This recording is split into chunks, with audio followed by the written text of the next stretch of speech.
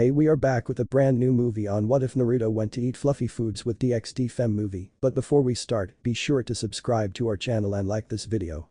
Now let's begin the story. It was a lovely spring morning in the city of Kyoto, the sun was shining, the birds chirping, all those cheesy things that have been used to describe a good morning. Already many people were out and about, from students rushing to get to class on time to business folk on their way to work. In a small yet cozy little apartment though, the morning was only just getting started as the loud beeping of an alarm clock rang out in the bedroom. Muffled grumbling rang out from the tangled mess of blankets laying on top of the bed before an arm covered in soft orange and black striped fur managed to work its way out. Grasping around blindly for a few moments, the fluffy digits eventually found themselves wrapped around the source of the noise. Crunch. And promptly squeezed it until the poor thing crumpled into a pile of crushed plastic. Ugh, it's too early, the owner of the limb grumbled, their voice deep and sensual with a soft accent, as they sat up. Tossing the broken clock into the trash, their hand reached up to pull the blanket off and thus reveal the face of a lovely young woman. She was a tiger yokai with deep orange fur, accented with solid black strips and soft white, covering the bottom half of her face up to her nose. A pair of round ears sat atop her head, one idly flicking around as she rubbed one of her vibrant green eyes tiredly, and long length hair that was done up in two loose ponytails hung to her shoulders. Stretching her arms in the air, small but sharp ebony black claws briefly popped free before sinking back, while more of the blanket fell away to reveal her bare chest, her breast bouncing a little from each move she made. Shaking off the last few vestiges of sleep, the femme fatale feline grumbled something inaudible under her breath while grabbing the bundle of blankets beside her and giving it a shake. Come on Naruto, if I've got to be up this early then so do you. Alright, I'm up, a male voice said from underneath the heap, the owner shoving it aside to reveal a human guy that looked around his late teens. He was nicely tanned with messy golden blonde hair, cerulean blue eyes, and whisker-like markings on each cheek. Yawning deeply as he sat up, Naruto offered his bedmate a soft smile as he wrapped his arms around her and pulled her in close so he could rest his chin on her shoulder. Good morning Do-chan. Smiling back, the now-named Do gave the messy-haired blonde a quick kiss on the forehead as she nuzzled into his grasp. Morning to you too Whiskers. So why are we up again? Naruto asked tiredly with another yawn, making his fluffy companion roll her eyes in playful exasperation. Because, I've got interviews to conduct, not to mention that you still have refurbishing to finish before our grand opening on Monday. She told him as she tried to get up only for the young man to pull back down and lay back down, spooning up against her with a content sigh. Oh, why are you so worried about that stuff Do-chan? Naruto asked while gently nuzzling his cheek against Tiger Girl's, a knowing smirk spreading across his lips. The reason why soon revealed when a deep rumbling started to echo from Do's chest and her body started to relax again. My clones can cover all the employees we'll ever need and all that's left is a little tidying up with the flooring. So what's the harm in just 5 more minutes of snuggling? Well, when you put it like that. Rolling over so they were face to face, Do's purring grew louder as she smiled salaciously at the whiskered blonde. Wathud. And promptly shoved him right off the side of the bed. It's time to get up lazy bones, she finished, pulling the covers off fully to expose her toned legs, a long tail that lazily swayed in the air, and frilly emerald green panties which left nothing to the imagination. Standing up with a stretch, the deadly kitty girl sighed in relief as her back realigned with a satisfying pop before looking over her shoulder to see Naruto already up and staring at her backside. Enjoying the view? Absolutely. He admitted without even an ounce of hesitation, making Do shake her head with a giggle as her cheeks gained a light blush. Well, enjoy it while you can because this view is off to take a shower, the tiger stated while heading towards the bathroom, making sure to put an extra sway of her hips along the way. As she was stepping through the doorway though, Do stopped suddenly and looked over her shoulder with a very deep purr. Of course, I could always use an extra hand, you know how cats are with WATR. Faster than she could blink, Naruto was at the orange-furred yokai's side, scooping her up into his arms as he waltzed into the bathroom with her in tow. Your wish is my command. Later that day. Naruto whistled happily as he and a dozen copies of himself were hard at work, some spreading mortar, others laying out the new tile, and the rest setting in the grout. Man, who knew that accidentally hurling myself into a new dimension would have worked out so well. Yep, this young man wasn't from the dimension he currently resided in at all, having ended up here due to a mishap on his part.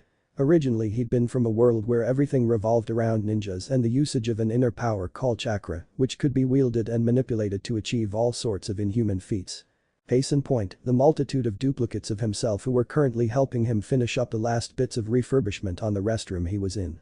It had all started when he'd been duped by a former teacher of his named Mizuki into stealing the sacred scroll of seals, a relic that held many of his home's most dangerous forbidden jutsu, under the guise of a makeup exam. Of course he hadn't known that part at the time and eagerly accepted a chance to fix his recent failure at passing the academy. Long story short, he succeeded in getting the scroll, learned how to use the powerful shadow clone jutsu from it, and even foiled Mizuki's scheme which earned him a bona fide graduation. In his arrogance at easily learning one forbidden jutsu though, the blonde had secretly kept a copy he'd scribbled down for something called the Flying Thunder God. From what he had read, it was supposed to work by letting a person move from where they are to wherever a special marker is placed, allowing someone to cross any distance in the blink of an eye. However, it wasn't as easy as copy and paste, as when Naruto tried to use it for the first time to move from one side of his living room to another, the blonde had instead found himself hurled into a formless void of some kind. Then some really scantily dressed little girl showed up, told him he was too noisy, and literally flicked him through a portal that caused him to crash right into the middle of downtown Kyoto. Oh man, I can still remember everyone's faces when they saw me walk out of that crater like I hadn't just fell 1,000 feet out of the air. Naruto thought with a chuckle, memories of that day flashing through his mind as he and a clone lined up the last two tiles. Once it was in place, the original got up and moved out of the way, allowing his clones to finish up the rest while he continued down memory lane. Naturally he had been detained by the authorities soon after that, and before long he'd found himself before the leader of Kyoto, a woman named Yusaka who by some cosmic irony happened to be a nine-tailed fox of this world. This was because he personally was what was known as a Jinchuriki, a human with one of 9 creatures made of pure chakra called a Biju sealed within them, with his being the strongest of the lot, the Kyuubi no Kitsune or 9-tailed demon fox. After much explanations and a few misunderstandings to clear up, Yusaka had been kind enough to grant Naruto sanctuary, even having paperwork such as birth certification and residency. She'd also helped him understand how this new world worked, like how the human populace was largely unaware of the more supernatural elements, and how many other factions from various religions and mythos ruled different territories, like angels, devils, demigods, everything past that was left for him to handle, but Naruto was nothing but resourceful and eventually managed to find himself work and a place to live. It had been over 5 years since then, and to be honest, he couldn't have been any happier if he tried with his new life. He had a great home, a wonderful community that respected him, an amazing girlfriend he loved more than anything, and even developed a knack for cooking. And it was thanks to this culinary skillset that Du and him were just a few more days away from finally opening their very own restaurant, a passion project they'd both put a lot of time and effort into. After double-checking the handiwork of his clones, the whiskered teen moved on to check out the rest of the building, just to be sure there wasn't anything that he'd overlooked. At the same time, he couldn't help but admire the fruits of his and his love's labor. The kitchen was large and spacious, with plenty of room for several people to work at once without issue. Meanwhile, the service area was designed with a mixture of classy and homely, using mostly traditional architecture that'd giving a warm welcoming atmosphere that would let patrons relax as they enjoyed their meals. And lastly there was the bar, which was left nice and simple, but still having a wide area of drinks displayed that'd give even the best clubs in the country a run for their money. Just a few more days, just a few more. He muttered while patting a support beam, already picturing what it'd be like once this place was filled with customers enjoying his cooking. However, his attention was soon drawn to a large clock on the wall, his eyes widening when he saw the time. Oh wow, it's past 9 already. I should get headed home before Du-chan gets worried again. With that goal in mind, the blonde dispelled his clones, after making sure they were actually done of course, before locking up the place. Stepping outside, he found that the weather had taken a turn, with the once clear skies replaced by a thick blanket of clouds that let loose a modest drizzle onto the city below. Then, with a jaunty whistle, Naruto began making his way down the street at a casual walk, not minding the rainy weather at all. Sure, he could just sprint and be home in less than 5 minutes if he wanted, but the time he'd spent here had given the teen a newfound respect for enjoying the moment. Plus he actually liked the rain, he found it nice and soothing after a long days. Naruto snapped out of his thoughts when, halfway through an alleyway he often cut through, the whiskered teen noticed a pair of people he didn't recognize huddled together on an old rusty bench. As he got closer he saw they were both undisguised yokai women, kitsune to be exact, with soft golden and snow-white fur covering their bodies. One looked around his age and about a head shorter with short ginger hair mostly covered by a cap, a petite frame that gave her a deceptively youthful appearance, and a big fluffy tail.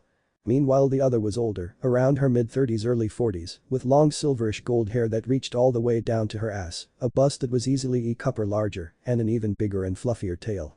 Based on their similarities Naruto would hazard to guess the pair were related, mother and daughter most likely.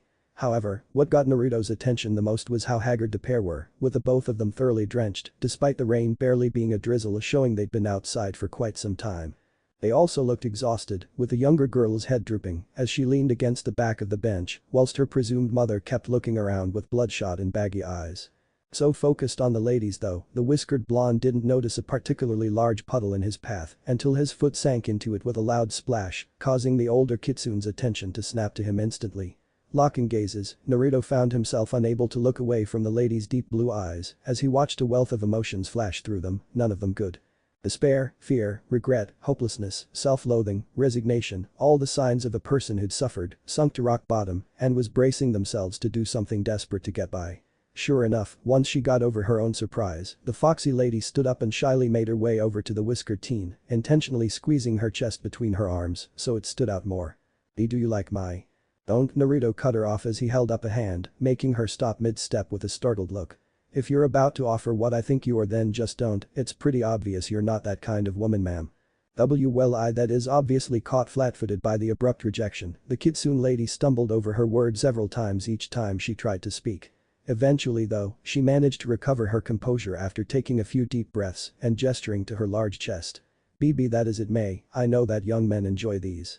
If you could please give my daughter and I shelter from the rain tea, then I'll. Okay, I'm gonna stop you there, Naruto cut in again while grabbing the yakai by the shoulders, causing her to fall silent as he looked her in the eye once more. Do you really need a place to stay that badly? She nodded slowly. Alright then, I know somewhere you two can crash for a bit. Grab your daughter and let's go. Alright, whether she was just too stunned to say anything else or simply decided not to look a gift horse in the mouth, the golden vixen hurried back to her daughter's side. Gently shaking the girl awake, she murmured something to the younger kitsune while gesturing to Naruto when she looked up at her in confusion. Upon noticing his presence, revealing her heterochromia blue hazel eyes, the girl immediately tensed up before just as quickly schooling her expression with a stoic stare. Turning back to her mother, she whispered something which made the older fox woman frown a little before shaking her head and whispered back.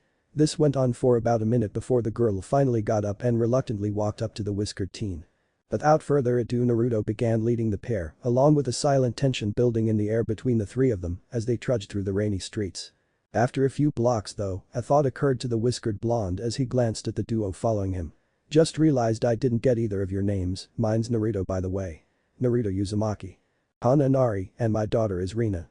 The now named Hana stated politely, giving a small polite bow as she spoke while Rina just remained silent. Nice names, Naruto said with a friendly smile which seemed to set the mother at ease, if just a little bit. Rina remained stoic as ever though, simply staring ahead blankly aside from the occasional glance sent his way. So if you don't mind me asking, why do you guys need a place to stay so bad? Did something happen to where you live?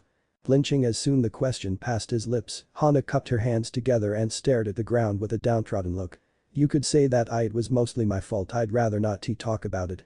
Okay then. The blonde nodded in understanding, deciding not to pry further when he heard the way the kitsune's voice was starting to crack.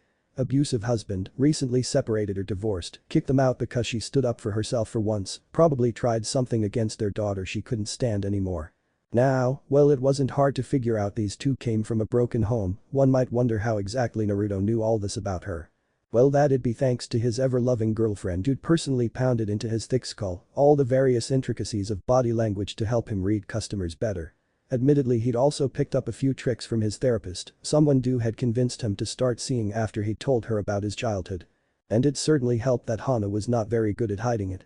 Her and Rina's clothes were still relatively clean with no changes on hand, meaning they hadn't been on the street for more than a day at most. When he'd asked about the reason why, Hana had cupped her hands, specifically covering her ring finger where he could still see the faint outline left around the base of the digit. The way she recoiled ever so slightly whenever he held up a hand for any reason, then instinctually moving more between him and Rina. Then there was how she immediately blamed herself, becoming meek and submissive when put on the spot before immediately clamming up about the specifics. All of these things gave him a very clear picture of what had happened, and boy, it was not a pretty one. Naruto was barely able to fight back the urge to scowl, since it had no doubt scared the fragile woman and upset her already distrustful daughter. Thankfully, the sight of his apartment complex when they rounded a corner was enough to get his mind off these thoughts for the time being as he headed inside with the pair in tow. Leading them down the hall and to an elevator at the back, Naruto hit the call button and waited for their ride to arrive, which thankfully only took a few seconds. What followed was one awkwardly silent ride up to the top floor that was not helped at all by the bland music played over the speakers for the entire 7 stories. As soon as they arrived, the whiskered blonde headed straight to the first room on the left marked 7B before looking back at Hana and Rina. "Just a heads up, my girlfriend is the landlord of the building and can be a little possessive at times," he admitted with a sheepish smile, making both kitsunes blink in surprise. "So just let me do the talking and hopefully this won't end with me getting put in the doghouse for the next month." Not waiting for a response, Naruto pushed open the door and waltzed inside, leaving his guests no other choice but to follow after him, albeit reluctantly.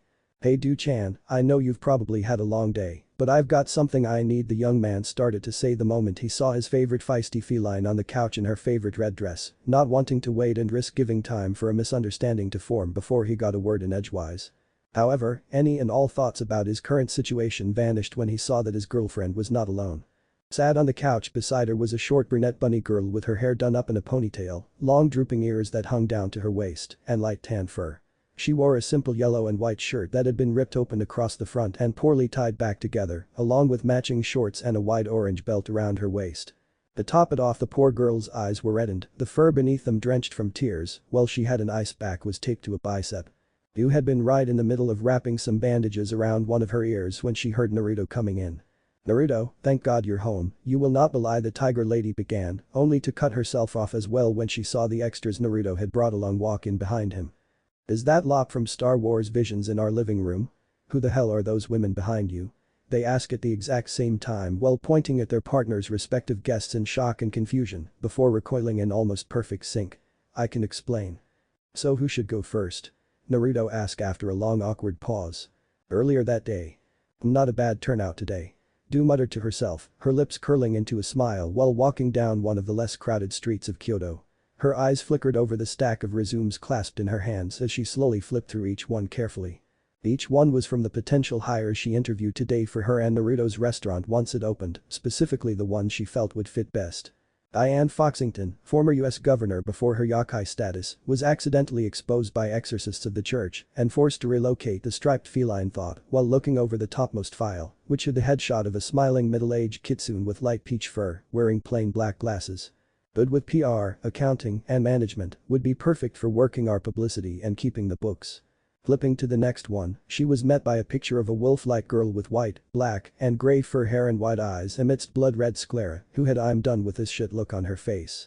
Luna Adagio, hellhound from the 7 Rings of Sin, arrested last year for destruction of property, accessory to murder, public indecency, and mishandling of hellish materials, granted early parole due to technicality of being a pet. Not exactly a ringing endorsement list, but hey, she dealt with worse. Experienced with handling liquor at least, plus Naruto's always been a sucker for a sob story, so he'll want to give her a chance.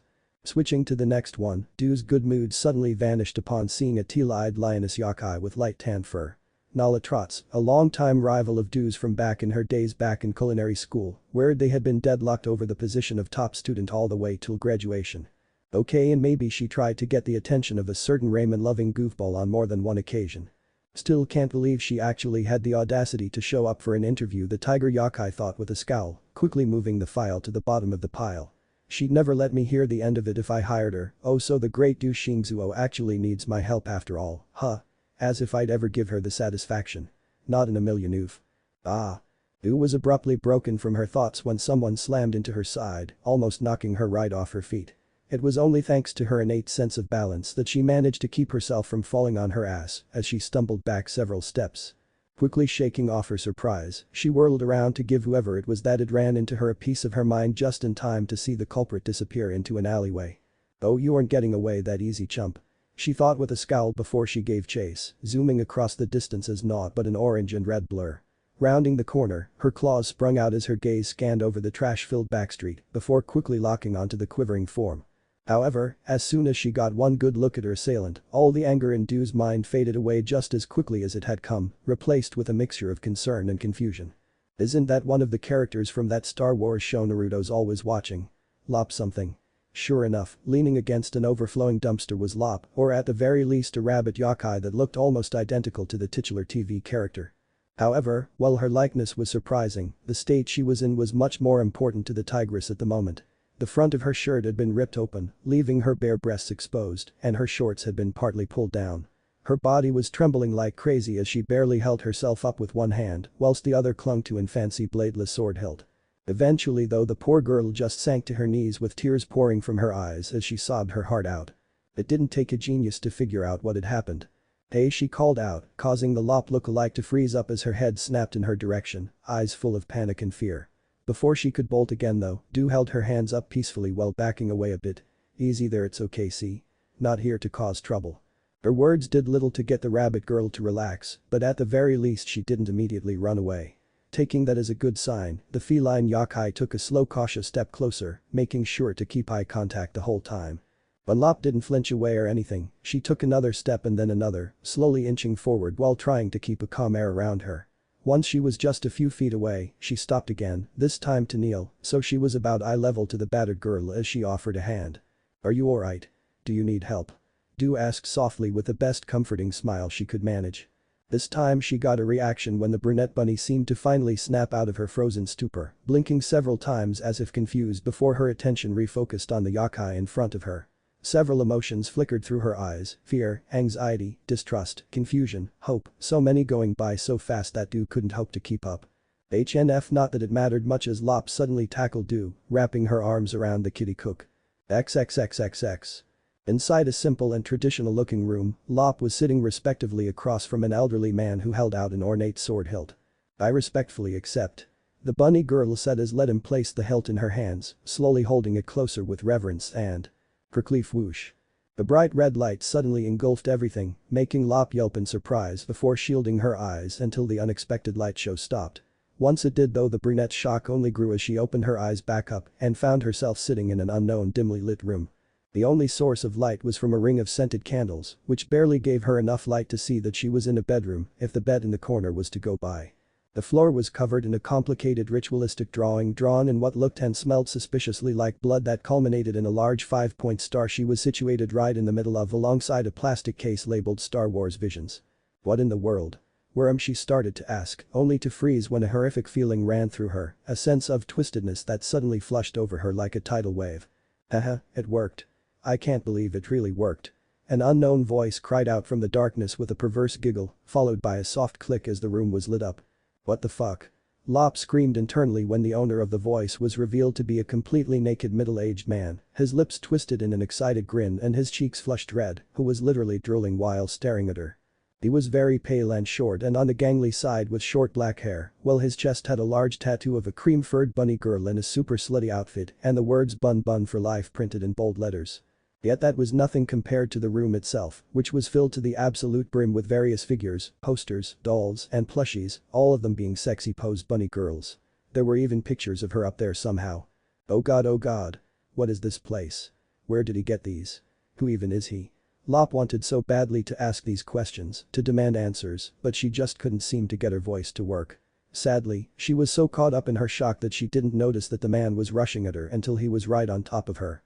Grabbing her arm before she could react, the nude man roughly shoved Lop onto her back, smacking her head against the floor and making her drop the sword hilt.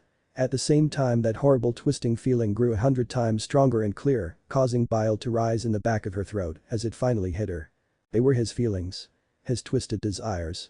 His perverse intentions of what he was planning to do to her. "Hello Lop-chan, it's so nice to meet you in person," he moaned out salaciously, licking his lips as he sat on her legs before grabbing one of her ears and squeezing it, ignoring as the bunny girl cried out in pain. "Oh yeez, your fur is just as soft as I've always imagined. It's so divine." Hey. Stop it. Get off of me, you creepo. Snapping to her senses from the pain, Lop lashed out with her free hand, punching at the man's arm till he finally let her ear go. "Oh, but why would I do that? Our fun is only just beginning, Lop-chan," the man said while grabbing her shirt and tearing it open until her breasts were exposed, completely ignoring as she kept wailing on him as hard as she could. He then reached down for her shorts, slipping his hand up the inside of the inner thigh before slowly pulling them down. "Now how about you be a good little bunny and breed with me, hehe." "No. Stop it. Stop it." Lop screamed out, writhing furiously as she clenched her legs together as firmly as she could. However, this did little to deter the naked stranger, in fact it seemed to only make him happier as he moaned louder while feeling her up. "Oh so soft, so beautiful, I'm gonna enjoy this oh. I said stop it." Wah crash. Or at least he was before he was suddenly flung off the bunny girl and across the room by an invisible force, slamming him into a figurine-laden desk hard enough to shatter it. Not wasting a second, Lop scrambled to her feet as quickly as she could, grabbed the discarded hilt, and bolted for the doorway. XXXXX. Du blinked as she found herself back in the alleyway with Lop clinging to her as sobs racked through her body. The vision, no memory, she just saw faded to the back of her mind, but she could still remember every part of it in perfect clarity. "Oh you poor girl, let's get you somewhere safe," she murmured softly, while gently scooping the crying brunette up in her arms and letting her rest her head in the crook of her neck. The tigress didn't mind the tears staining her fur as she made her way to her apartment building. "Man, how the hell am I gonna explain this to Naruto?" Present. And that's pretty much all that happened, Du stated with a sigh, gently petting Lop's head as the now asleep rabbit girl's head rested on her lap. "After I brought her here I did my best to help her calm down so I could patch her up." There was a long silence once she finished as Naruto just stared at his girlfriend with wide eyes and his jaw hanging all the way down to the floor. Meanwhile, Hana and Rina were absent, having been taken to one of the empty apartments that wasn't being rented out at the time, once Naruto had explained his side of the story. Once the shock finally wore off, the whiskered teen's face contorted in a convoluted mixture of anger and pity. "Wow, that was fucked up on so many levels. Please tell me you called the cops or something on that asshole." "Of course, I told Tang what happened as soon as I got Lop to calm down," Du explained with a nod, she's circulating a sketch of the guy around to see if she can get any hits. "Well I hope she does, I mean bringing a girl to life like that just so he could force himself on her. So fucked up." Naruto muttered in disgust, cracking his knuckles as he imagined what did he do to the man responsible if he got his hands on him. "Oh it is so much worse than that," his favorite feline stated to the blonde's confusion. "When I described the runes on the floor to Tang, she said that they sounded just like ones for a summoning ritual. Her best guess is he used it and a copy of the series to literally kidnap her from another universe where she existed. And I repeat again. Fucked. Up." The whiskered teen reaffirmed with a scowl as he got up from his seat and headed in for the kitchenette. Rummaging around, he brought out 2 margarita glasses along with several other ingredients before grabbing a bottle of tequila and a can of carbonated juice. "You want hard or soft?" "Diamond," Du stated, getting Naruto to nod as he put both options away and instead pulled out a small crystal bottle from the freezer. Dumping a good amount of it into a blender along with all the other ingredients, he blended it all together until everything was a nice smooth mixture. Then, after salting the glasses, he poured their drinks and headed back, leaving a clone to clean up after him. Handing Du one, the blonde downed a little over half of his in a single go as he flopped down into a recliner. "Man, this is not how I expected this day to go." "No kidding." The orange and black feline muttered while taking a more subdued sip as she kept petting Lop's head. "So what do we do now?" Naruto asked after a long pause, making Du sigh tiredly. "I don't know, love, I honestly don't know," the tiger girl muttered as she took another sip, savoring the feeling of the potent liquor flowing into her and soothing her frayed nerves. "This is just so much taken all at once." That's an understatement. Finishing off the rest of his drink, Naruto tossed the now empty glass to his clone to be washed while he sank into his chair. His head rose back up a few moments later and he sent his girlfriend a confused look though when a thought suddenly hit him. "Wait, why did you bring Lop here instead of the hospital or something?" "Because she's just developed as an empath, it's honestly the only reason she trusted me enough to let me help her," Du explained before giving her boyfriend a dry look. "And do you really think it'd been a good idea to bring her to a place literally filled with miserable and scared people?" "She's an empath," the whiskered blonde repeated with a raised brow. That never came up in her episode. "Yeah well I'm assuming getting kidnapped by a demented rabbit girl obsessed psycho didn't either." "Touché." Sighing again as she drained the last few drops from her glass, Du all but hucked the now empty cup at her boyfriend's doppelganger before massaging her temple as she checked the time. "Maybe we should talk about this in the morning, it's gotten pretty late." "Works for me," Naruto said before hopping back up to his feet. Walking up to the duo on the couch, he gently lifted Lop off Du's lap, taking extra care not to wake the slumbering rabbit as he cradled her in his arms. Then, without another word, the blonde made his way to the bedroom with his girlfriend in tow. The tiger girl lifted the blankets aside so Naruto could set Lop down, although that proved a tad more difficult than expected as the otherworldly rabbit had been surprisingly clingy in her sleep. Once they did manage to pry her free and place her onto the bed, Du tucked her in before laying down beside her, almost immediately getting snagged up into a cuddle. Meanwhile Naruto went over to the closet, fished out a spare blanket and pillow, and then headed right back for the living room. "Man, haven't had to sleep on the couch since I accidentally spilled Szechuan sauce all over Du's favorite shirt," he thought with a chuckle as he laid down, resting his head on the armrest. Now if it was only that. Knock knock knock. Ah hell now what? The blonde grumbled as he got right back up and went to answer the door. Upon opening it, he was greeted to the sight of a familiar silver blonde kitsune standing in the hallway, only now all dried off and in pajamas Du had lent her. "Oh Hana, hey. Did you need something? I didn't forget to bring over blankets, did I?" "No, nothing like that," twiddling her thumbs together, Hana kept her head bowed as she nervously fidgeted in place.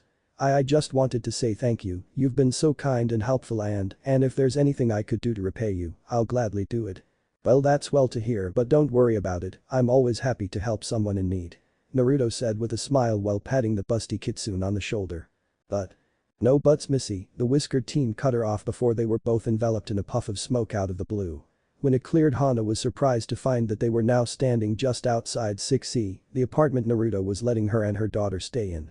Popping the door open, he gently coaxed the foxy lady inside as he gave her a serious look. "Now go get some sleep already, you look like you're gonna keel over any second." Not waiting for her to respond, Naruto closed the door between them before yawning deeply as he vanished in another swirl of smoke. End chapter.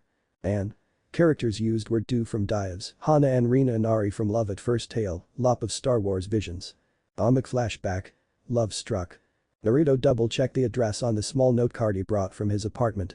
This would be where he starts his journey as a chef, having spent a couple years using shadow clones to give him plenty of experience from the cooks that worked for Yusaka.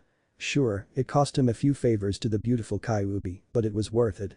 The final favor would be to name a signature dish after her and/or her daughter, Kunu, someone who Naruto absolutely adored. In his mind, she was the little sister he always wanted. Entering the restaurant cooking school, Naruto politely greeted passing staff that welcomed him into the establishment, one of them kindly pointing him toward the kitchen when he informed them he was the new hire. What was obvious to him, thanks to living in Kyoto for the past few years, was that each of the employees were Imkai. Most were in a human guise, but a couple refused to hide their natural features. Spotting the head chef relaying orders to his fellow cooks, Naruto waited for the man to finish before clearing his throat to get his attention. Turning to him was a Surigami, who was in human disguise. "Ah, the newest young star," he mused with a challenging look. "You here for prestige, or you here to work?" "To work, sir," Naruto replied respectfully. This was something Yusaka drilled into him during his time learning in her home, comparing his manners to that of an orc. Rude, but not false. "Good. I'll have you working with Du. She's on meat prep. Du. I got you some help." Turning from her workstation was a tiger Imkai that, upon looking at her, made Naruto's heart skip a beat and his breath catch in his throat. She was beautiful, but there was a coolness to her that reminded him of those more confident older Kunoichi he knew, like Kurenai and Anko. Approaching him, she gave him a quick once-over before sighing. "A human, huh? Not many of your kind like working under Imkai, even here in Kyoto." "Imkai, human, or whatever, we're all people," Naruto replied earnestly, giving an almost shy smile to her. Even her voice was beautiful, having an accent that was like honey to his ears. "So you say. Well, it's not like I care if you have a problem or not. You're here, so let's get to work. You ever process meat of the silver skin and sinew?" "Not personally. I've watched others do it, though. Better than nothing." "Come on, then," she said, gesturing for him to follow with her head.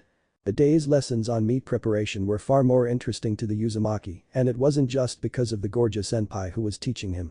"No buts missy," the whiskered teen cut her off before they were both enveloped in a puff of smoke out of the blue. When it cleared, Hana was surprised to find that they were now standing just outside 6E, the apartment Naruto was letting her and her daughter stay in. Popping the door open, he gently coaxed the foxy lady inside as he gave her a serious look. "Now go get some sleep already, you look like you're gonna keel over any second." Not waiting for her to respond, Naruto closed the door between them before yawning deeply as he vanished in another swirl of smoke. "And now? Go home. With the three of us together, we can rebuild this family." "What is family?" Naruto's eyes flickered open as that familiar dialogue echoed in his ears, rousing the whiskered teen from his slumber. Slowly lifting his head, he blinked a few times when he found himself on the couch with the TV playing Star Wars Visions. Watching the climactic battle between the adoptive siblings Lop and Acho going down, one could almost see the question marks floating around the half-awake blonde's head. The hell? Who turned that on? He certainly didn't, and he doubted it had been Du, since she'd always been more a Trekkie than a Padawan like him. Although as memories from last night flushed through his mind, Naruto wouldn't be surprised if his beloved wanted to get a better grasp on their new ward situation. Before he could mull on these thoughts for long, the blonde was broken out of his thoughts when he felt something soft and fluffy rubbing against his calves. Figuring it was Du getting comfy, he raised his head to tell her good morning. only to be left befuddled once again when he saw Lop instead. Seated at the other end of the couch, the brunette bunny was huddled under his blanket with his legs laid across her lap as she stared at the TV intently. She was also cleaned up, her fur glistening a little from residual moisture still clinging on, and he could smell the soft herbal scent of Dew shampoo wafting off of her. It didn't take Lop long to notice the blonde getting up though, and once she did she quickly grabbed the remote to pause the show. "Sorry, I didn't mean to wake you up." "Huh? Oh, no, it's no problem, I'm usually up by now anyway," Naruto muttered with a shake of his head after checking the time, a little surprised to find that it was almost 10:30 already. Dew normally never let him sleep in longer than 8 unless it was a day off or she'd been feeling extra frisky the night before. However, he quickly shook such thoughts off while turning back to the otherworldly rabbit and cocking a brow. "I'm just a little surprised that I didn't think you'd How long have you been up?" "A couple of hours, Dew said I should stay in bed a bit longer, but I just couldn't sleep," Lop admitted, fiddling with the remote. "And I got curious about this Star Wars thing everyone kept bringing up about me, so I figured I'd check it out, took a while to find the right one." Glancing at the frozen scene of her beloved bot left broken on the ground still on screen, a shiver ran down her back. "Kind of regretting it now though." Yeah, the blonde didn't know what else to say besides that. It's not like he knew what it was like to find out he was just an animated character whose whole life story can be seen all over the world by anyone after all. Seeing the negativity starting to well up in her eyes though, he knew he needed to think of something comforting and fast. How are you doing?" Almost as soon as that question left his lips Naruto wanted to smack himself. "How are you doing? Seriously, brain? That was the best you could come up with?" "I honestly have no idea." The blonde was broken from his internal debate when the Leapy actually answered him. Shivering again as she rubbed her bandaged arm, she sank a little further under the blanket before playing the episode again. A sigh escaped her lips as her eyes flickered over the screen to keep track of her counterpart and adoptive sister fighting it out. "I don't feel freaked out anymore I guess, but that's only because I just feel numb, unsure, still half believing that you're gonna wake up any second and find out this was all a very weird dream," Naruto offered when Lop struggled to find the right words, causing the TV bunny to nod in agreement. "Yeah, that's it exactly," and she had started to say only to trail off for some reason as her gaze drifted back to the blonde. Worried that he'd upset her somehow, he was just about to say something to apologize when she spoke again. "This happened to you too?" "I'm so Caught off guard by the abrupt question, Naruto stumbled over his words as his brain took a minute to understand what she said. Sort of, I guess." "Wait, how did you know that?" "I don't really know, when you talked it was like I could actually feel your sympathy and understanding," Lop explained as she scratched her chin unsurely. "I could just sort of tell that you knew exactly what I was trying to say better than I did. It's really weird to be honest." "I see right, I forgot that Du-chan said she was an empath." Naruto sighed as he rubbed his eyes, feeling dumb at letting an important detail like that slip his mind already. "If you don't mind me asking, what happened to you?" his couchmate asked curiously, getting the blonde to sigh again and push off the blanket as he finally sat up. Stretching his arms over his head he grunted softly when his joints all popped at once before standing up and heading for the kitchen. "Well, to put bluntly, I was an idiot," he stated as he fished out a tin of coffee grounds and scooped some into the machine while filling up the pitcher with water. "I messed around with something I shouldn't have when I was a kid that ended up blowing up in my face and right out of my own dimension. Been stranded here ever since." "Oh, I'm sorry, your family must be really worried about you." Lop muttered sympathetically as she bundled up further under the blankets. "Didn't have one to be worried." Naruto decided to keep that part to himself, not wanting to make the bunny girl feel bad about unintentionally bringing up that little tidbit of his past life. She already had more than enough on her plate as it was, and he'd moved past that years ago anyway.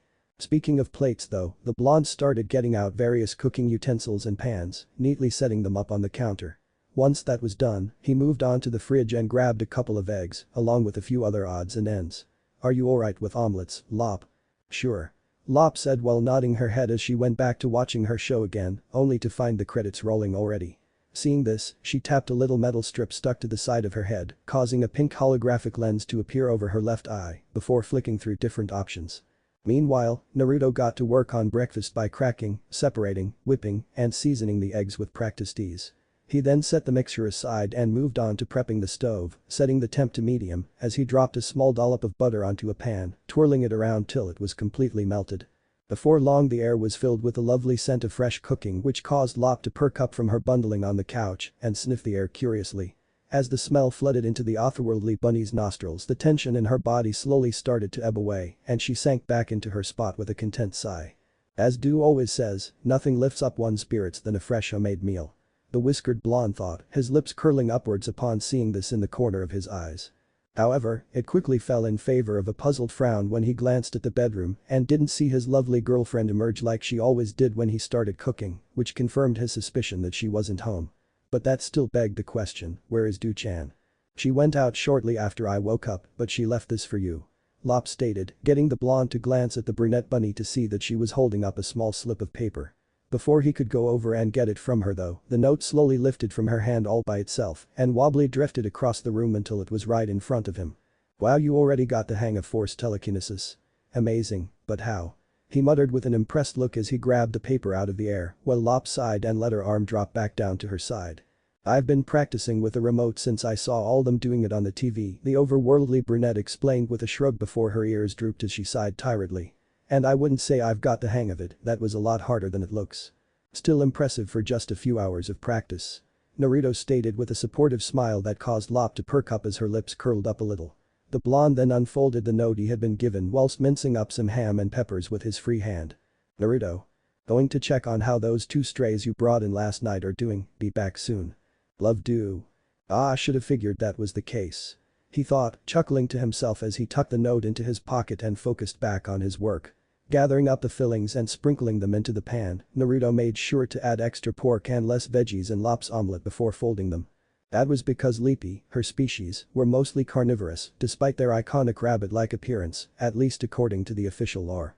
And based on the drool starting to dribble from the corner of her mouth the moment the smell of frying ham wafted her way, it was safe to say that was the case for her too. A few more minutes later, and he was done with two perfectly made omelets steaming away as he slid them onto plates. After creating a clone to clean up, the blonde scooped up a dish in each hand as made his way back to the couch, handing one to the otherworldly rabbit before taking a seat on the far side of the couch, wanting to give her some space. Find anything you want to watch yet?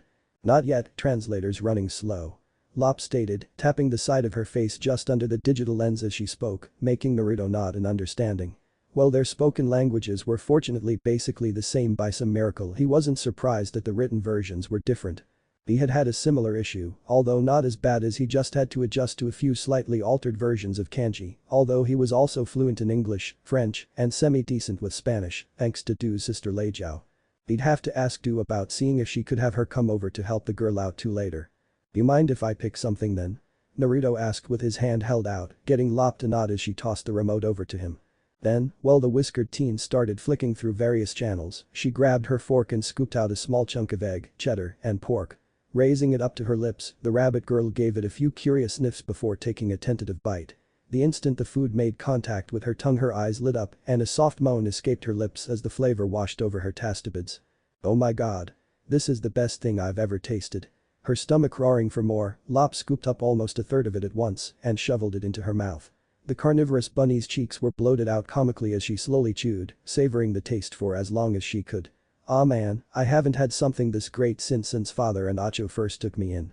Swallowing, her good mood faded away as memories flashed through her mind of her adoptive father giving her the first family meal she'd had in years. It hadn't been anything fancy, just a simple home-cooked meal of imported roast pork, but the euphoria of being freed from slavery alongside having a new family had made it seem like the most delicious food ever. Now here she was, kidnapped from her home, almost turned into a slave again, a sex slave at that, ran away from her would-be enslaver, and was taken in by a kind young woman. I hadn't really thought about it, but it's almost like I'm repeating, and if that video is true then Nacho and father, but I'm here not what if and they I so caught up in her thoughts, Lop stabbed into her omelette with a bit more force than necessary, causing Naruto to look over in concern from the loud clink of metal against porcelain. That concern only grew when he saw her trembling hands which rapidly spread to the rest of her body as tears welled up in her eyes. Lop, are you alright? He asked softly as he set his plate down and scooted a little closer when he didn't get a response. Gently grabbing her shoulder, he gave the brunette rabbit a little shake, which seemed to snap her out of her stupor as she finally looked at him. Hey, are you okay? Is something wrong with the food? I can't eat. That was as far as Naruto got before he found himself with a sobbing Leapy clinging to him, her arms wrapped tightly around him as she buried her face in his chest. Why does this cake keep happening to me? She asked between sobs. First my freedom, then my parents, now my home and family. So why? Why do I keep losing everything I love? Naruto stumbled over his words as he tried to think of something to say, to do anything that could help soothe her sorrows. But what could he say? He was sorry. That things would get better. This was major emotional trauma on his hands, not some little heartbreak that could be fixed by repeating a few sweet nothings. But he couldn't just do nothing either. He'd been in her shoes before, alone, confused, wallowing in despair, desperately wanting answers, and wondering why the world kept taking more and more from him. So he did the only thing he could come up with. Pushing down his uncertainty, Naruto wrapped his arms around the crying girl, one around her waist pulling her deeper into a hug and the other against the back of her head.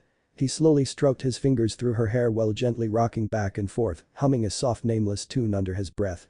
This went on for what felt like hours, in reality only a few minutes, with Lop sobs eventually dying away into quiet whimpers. And it was to this scene that Du would find herself walking into once she got back. What happened? She mouthed with a concerned look, to which Naruto made a one-sec motion with his hand. The blonde was then briefly enveloped in a puff of smoke as he switched places with his clone in the kitchen. As soon as the switch happened, the blonde's hand shot down to catch Lop's plate, which had been wedged between them the whole time, squashing what had been left of her omelette against his stomach. Scraping off what he could back onto the dish, he tossed the ruined food into the trash while Du walked up to his side. So? Shock wore off and reality hit hard, he stated softly, barely speaking above a whisper, getting his feline lover to sigh with an understanding nod. How about Hana and Rina? Are they doing alright? For the moment, but you weren't wrong about your suspicions. The mother's attitude all but screams battered spouse syndrome. Du's lips curled upwards in a tiny snarl as she started hugging Naruto from behind for comfort. And she reeks of dozens of old wounds. I called Gu to come over tonight to check her over just in case. And Rina? The blonde asked after a few moments of tense silence, a part of him already dreading the answer he might get. I could smell some bruises on her too, but other than that she was untouched. Thank goodness, sighing in relief, Naruto leaned his head back and gave Du a kiss right on the lips, which made the orange tea purr contently. And thank you too, you really are the greatest girlfriend ever. And don't you forget it, love. The tiger yokai said as she nuzzled against the boy's whiskered cheek before playfully nibbling on one of his ears. Smirking as she saw Naruto's cheeks gain a soft red hue, Du was sorely tempted to keep going and see just how flustered she could make him. After all, if there was one thing she really loved doing, it was turning her normally endlessly confident beloved into a stuttering mess of hormones. But one quick look back at the still crying Leapy in the living room was enough to kill off any frisky urges she had. Instead, the striped kitty cat gave the blonde another smooch before nudging him towards the bathroom. You go get washed up while I see what I can do to fix that up, she said, jabbing her chin towards Lop and the clone as she spoke while shoving the original Naruto along. Checking the time along the way, the orange tea's eyes widened before she started pushing even harder. And you might want to be quick about it too, you've got a meeting with our new potential bartender in about an hour. I do? Since when? The whiskered teen muttered in confusion, making Du smile sheepishly as she pulled out a file from somewhere and handed it to him. Since this morning when I set it up. Sorry love, I meant to tell you earlier, but I got a little sidetracked with. Ah, gotcha. Well, an hour should be plenty of time for me to get ready. Waving off the apology, Naruto quickly thumbed through the folder he'd be given with an intrigued look. A hellhound from the rings. Don't see many of those topside. This ought to be fun. And with that the blonde disappeared into the bathroom, the sound of running water soon filling the air a few moments later. Meanwhile, Du took a deep breath and. Knock knock. Oh, you've got to be kidding me, a groan escaped the feisty feline's lips as someone knocked on the front door. Couldn't she get just 5 minutes without something new for her to deal with popping up? Hoping it was just something like the mailman delivering a package she'd forgotten about or something, she made her way over to hopefully get it over with quickly. Only to have those hopes quickly smashed to pieces when she was greeted to the side of a certain peach-furred kitsune instead. Foxington-san. Standing just a few inches shorter than Du, Diane Foxington was dressed in a light gray suit with a matching tie and glasses. The foxy lady had bowed respectfully while clasping her hands together and offering a polite smile. Hello again, Ms. Shingzuo, it's a pleasure to see you again. Oh, and you too, Du said with slight bow back before clearing her throat as she double-checked the time again. Although I have to say I'm a little surprised to see you so soon considering our meeting isn't supposed to be for another hour. Ah, yes, I do apologize, I expected it'd take me longer to get here so I left early, guess I'm still used to La's shitty traffic, Diane muttered as she rubbed the back of her head with a sheepish chuckle, bowing again apologetically. I hope this isn't too much of an inconvenience. Well, the striped feline discreetly leaned her head back to look at Lop and the clone of Naruto on the couch. Upon meeting the copy's gaze, she was surprised when the blonde shook his head and mouthed at her to go for it. Sending him an uncertain look back as she gestured to the bunny girl in his arms with her eyes, he just waved it off before tossing her purse. I guess now is fine, how about we talk over some coffee? There's a nice little cafe just around the corner. That sounds like a wonderful idea. Diane nodded with a smile as she stepped to the side so Du could go past her so she could lead the way. As she stepped out though, Du stopped to send Lop one last concerned look over her shoulder before closing the door behind her. The instant it did however, Clone Naruto created a second clone that went over to the kitchen and got back to work cleaning up. Meanwhile, the original doppelganger made a ram sign before he was enveloped in a large cloud of smoke, startling Lop out of her emotional stupor. Although that was nothing to when the smoke cleared and she found that the clone she'd been hugging now looked exactly like Du. Blinking in surprise and confusion, the otherworldly rabbit opened her mouth to say something, only to be abruptly cut off when the Du doppelganger pulled her back into a hug, resting her face right in her ample chest. The reason for this was soon revealed not a moment later when the real Naruto re-emerged from the bathroom, all washed up and in clean clothes. Fiddling with his collar a bit, the whiskered blonde smiled softly upon seeing Du comforting Lop on the couch. "Alright, I'm gonna go make sure everything's all set up for later just to be safe," he said as he made his way to the window. "Call me if you need anything, okay?" "Of course, now get going already, a big goof before you're late," Du said with wave of her hand, getting Naruto to roll his eyes as he slid the window open. Fine, if that's how you want it," the blonde said in mock hurt, complete with an overdramatic grasp of his heart before he vanished in a swirl of smoke and the window slid back shut by itself. Once again the moment he was gone, Du was enveloped by smoke again to reveal the clone as he let Lop go and smiled apologetically to the confused girl. "Sorry about that, boss needed to go to that meeting, but he'd never just dump you off with a clone like me, not just for his benefit anyway." Oh, I see, that certainly made sense from what she'd seen of the guy so far. And on the plus side, all those surprises had gotten her mind off her crippling depressive situation for the moment at least. However, Lop could already feel that encompassing dread slowly creeping back to the forefront of her mind. Her hands began to tremble again as those negative thoughts washed over her like an icy tidal wave. Shaking her head in a vain effort to stave them off, the leapy pulled the discarded remote into her hand and just clicked onto the first thing she saw on TV.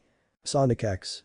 "Cool, boss has been meaning to check that show out," the clone said with a grin, flicking a switch that caused his part of the couch to recline with a raised footrest before laying back with his hands behind his head. His cheeks ended up gaining a light red tint though when Lop snuggled up to his side, wrapping her arms around his waist and resting her head on his chest as she sniffled a little. One of her ears laid across his collarbone with part of it tucked under his chin with the fur lightly ticking against his chin. Not wanting to be mean and push her off when she needed comfort, the blonde copy tried to subtly scooch to the side instead so as to put a little space between them. Unfortunately, he forgot to consider that the brunette bunny had him literally wrapped up in her grasp, so she was just dragged along with him. In the end, all clone Naruto ended up accomplishing was wedging himself against the armrest while Lop snuggled even closer on reflex, leaving him with very little wiggle room. "Oh brother, this is gonna be a really long day." Meanwhile, down at the cafe around the corner, which was ironically named Cafe Around the Corner, Du and Diane could be found seated opposite of each other as a waitress brought them their orders. The former received a small glass of green tea and some dango, whilst the latter just got a plain espresso. "Oh wow, this place makes a great cup of coffee," Diane said after taking a sip of her beverage, sinking further into her seat with a relaxed sigh as the caffeinated beverage flowed past her lips. "Indeed, my boyfriend is particularly fond of their cappuccino," Du said with a nod while blowing on her tea to cool it before rapidly dipping her tongue into it, just like how an actual cat drinks. Slurping up about half the cup in just a few seconds, she set the glass aside and began nibbling on a stick of her syrup-covered dumplings. "Shall we get to business then?" "I thought you'd never ask," the kitsune stated, setting her cup down as she straightened up her posture and intertwined her fingers. Almost like a switch had been flipped, her entire demeanor went from calm and casual to completely serious. "So, is it safe to assume this is a follow-up interview?" "Oh yeah, I can definitely see the politician in her now." While seemingly unfazed by the sudden attitude change, those with a keen eye would have seen as Du's own posture became a tad more rigid. A thick tension grew in the air as both ladies silently sized each other up, their gazes locked and searching for any signs of deception.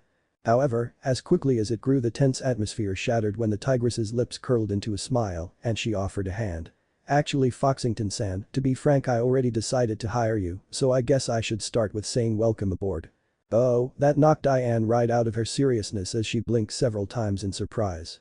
Once she snapped back to her senses though, she quickly accepted the offered handshake with a bright smile. "Well, that is fantastic news. And don't get me wrong, I'm certainly glad to hear, but I must admit I'm a little surprised." "You shouldn't be," Du stated, finishing off the last few bites on her syrupy dumplings before picking at her teeth with a stick. Reaching into her purse with her free hand, she pulled out the former governor's file and set it down between them. Your resume alone is quite impressive, your work ethic is nothing but commendable, and aside from that little debacle with the church, you've got a spotless record. It would be nothing short of utter foolishness on my part to pass on such a promising candidate. You should tell that to the last dozen places I've tried to apply to. Diane muttered under her breath bitterly as she crossed her arms under her chest. Let me guess, got as far as former foreign politician before they told you to beat it? The tigress asked, getting the kitsune to nod as an irritated snort escaped her lips. Usually with them saying something along the lines of having no need for some crooked US scumbag ruining our puciness. Figured as much, Du shook her head with an exasperated sigh, not the least surprised by Diane's unfortunate plight. It was sadly not an unreasonable assumption that an on-the-run out-of-country politician was corrupt in some way which nobody was gonna want to deal with. Well, fortunately for you I don't judge anything by the cover, including resumes. Speaking of which, one of the other reasons I asked to see you was if I could hear more about this incident with the church if you didn't mind. I had a feeling you would, her mood souring even further at the topic. Diane swilled down the rest of her coffee as she muttered something foul under her breath. Do you want the long or short version? Whichever you're most comfortable with. The tiger girl said with a go-on gesture, while idly offering her new hire a stick of dango which she accepted. Well, you see I used to have a quid pro quo relationship with the church, I gave them increased public funding, and in return they'd stay out of my and the local yokai community's business. I was even friends with one of the exorcists who came by from time to deal with church matters, Diane explained, getting Du to nod in understanding, before the kitsune scowled and pulled up side of her suit, exposing a long and narrow scarred bald spot. Starting just a few inches shy of her belly button, it stretched along her waist to her hip and wrapping around her back. So you could imagine my surprise when I asked them to deal with a group of stray devils and ended up getting stabbed by one of the exorcists they sent instead. Bitch, how the hell did you survive that? Du couldn't help but ask with a sympathetic hiss. That was no mere flesh wound, just a glance told her that it had to have at least hit one of her kidneys and possibly the liver. Rather than answering verbally, the foxy lady just lifted up the front of her suit even further, exposing the rest of her stomach. Before Du could question why she did that, her eyes widened and when she saw an incredibly faint but distinct sphere of orange light start emanating around her belly button. Oh, you're a spirit kitsune, that's nice to know. Spirit kitsunes, a subspecies of kitsune that were born with the unusual trait of having a solid crystalline magic core in their bodies, called a kitsune starball or spirit orb, instead of the usual etheric one. They were a highly coveted item in old times due to allowing whoever held them to have full control of the kitsune they originated from, or to simply suck their power away and add it to one's own magical reserves. This was because spirit kitsunes were once considered one of the most powerful subspecies of yokai, comparable to even a Satan-class devil or seraph-class angel. So having one at your command or successfully stealing their power used to be considered a great way to boost one's strength. Once and used to be being the operative phrases there since having their strongest members constantly hunted down meant that typically only the weakest of their kind were left to carry the species on. Thus the fox-based yokai gradually lost more and more of their might with each passing generation until they had been reduced to a withered husk of their former selves. Where they had once been able to match off against some of the toughest of the tough, now one was lucky if they could hold their own against a lowly tier 9 foe. And with their former glory faded into nothing more than old fable, so too did people's desire to hunt them down, given that it was simply not worth the effort anymore. Now that didn't mean they were entirely defenseless, as what they lacked in offense they made up with sheer difficulty to actually kill. They had an incredible natural healing factor, so that most wounds would do little more than hinder one briefly. Generally, only light-based magic or enchanted weaponry, like the holy sword of an exorcist, could cause lasting or permanent harm to a spirit kitsune. Otherwise the only surefire way of putting one down was by destroying their core, which also happened to be the physical embodiment of their life force. Not such an easy task either though, since being pure magic made them immune to most forms of physical attack and were often kept safely tucked away inside the owner's body like Diane apparently. However, Du was nothing if not observant as she noted how the sphere was flickering every few moments and how part of the foxy woman's scar overlapped with it. Only reason I'm not dead right now, the foxy woman stated, pulling her clothes back into place and took a bite from her snack, unintentionally chomping right through the stick. Not that she seemed to care as she just kept chewing, eventually spitting the broken stick out in even smaller pieces after she swallowed the dessert. Supposedly it was an accident and the exorcist responsible had quote misunderstood the mission briefing unquote. I'm sensing a butt coming up. Du added rhetorically, getting Diane to nod her head with an irritated grunt. But, considering how sure that bitch was sure me dying was part of the job, I suspect that the church decided they'd be better off without me around. And so that's why you moved here? Because you didn't want to risk another accident? The tigress asked, using air quotes when she said the word accident. Hell no, if all it took was a few death threats to run me off I'd have been out of office years ago, the former governor stated, palming her fist with a firm confident glare, only to quickly deflate into her seat as she stared at her hands. Losing the ability to stay hidden amongst humans however, much bigger issue. As she spoke Diane's hands were briefly enveloped by an incredibly hazy image of what Du assumed was supposed to be normal human ones. She had to assume given that, aside from being almost entire see-through, the projections were completely misshapen and constantly spritzing out before fading away completely as the kitsune cupped her side with a hiss. I see what you mean, well that confirmed Du's suspicions that Diane's side hadn't been the only thing scarred by the stabbing.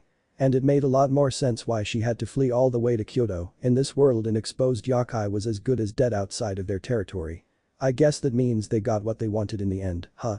Yep, the kitsune muttered as she scowled, before her lips curled into a vindictive smirk as she pulled out her cell phone. But not before I got in one last laugh.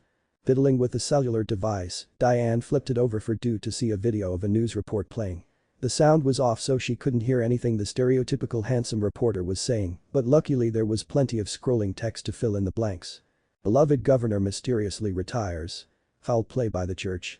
Then, in the midst of the clip, the man gestured to the empty space beside his head as a picture popped up. Said picture looked to have been taken from a surveillance camera and showed a young woman, Diane in a human disguise based on their matching suits and build. Well and the fact the picture was showing the woman getting impaled in the stomach by an exorcist wielding a big-ass sword. Wow.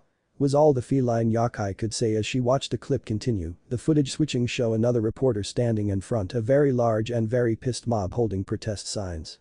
Many included pictures of Diane's former human disguise, along with various scrawled messages such as avenge her and where's our governor. Oh yeah, had some of my remaining contacts leaked that little beauty shot of me to the press anonymously about 2 weeks after I got the hell out of Dodge. Just long enough for them to give some half-assed cover story that I had gone into spontaneous early retirement to save their own hides, Diane admitted with a snicker, her grin growing even wider, even as she turned her phone off and put it away. Definitely poked a few holes in that plan to say the least, I'd like to see those bastards try to sweep their mess under the rug now. Damn if that is how you handle a grudge, then remind me never to get on your bad side.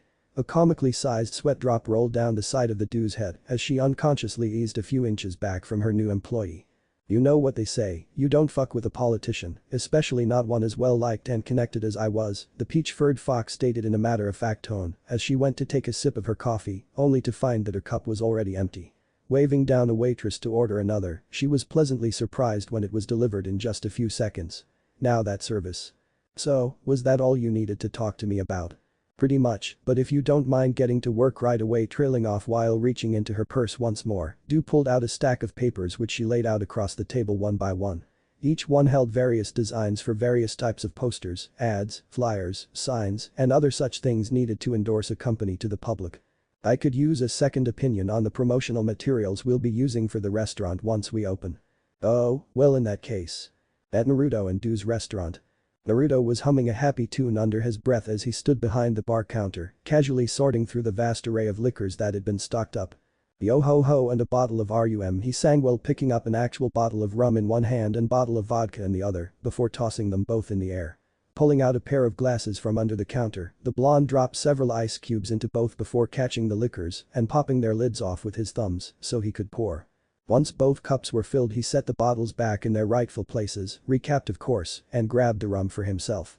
The glass of vodka on the other hand was given a gently flick, causing it to slide down the counter till it came to a stop right in front of young goth lady that had just stepped through the door. Obviously caught off guard by this, the newcomer stared at the beverage and then Naruto for a few moments with a raised brow before shrugging it off as she grabbed the offered drink. Chugging the whole thing down as she made her way over to the whiskered blonde, she slammed the empty glass onto the counter whilst taking a seat. Blonde hair and whiskers, you're that Naruto guy I'm supposed to be talking to. That'd be me, which would make you Luna, nice to meet ya. The whiskered blonde said with a friendly smile, to which the gothic girl just rolled her eyes with a scoff. Yeah, salutations and all that crap. Luna muttered with a sarcastic wave, obviously not in the mood for idle chit-chat. However, her mood did perk up a little bit when he refilled her glass.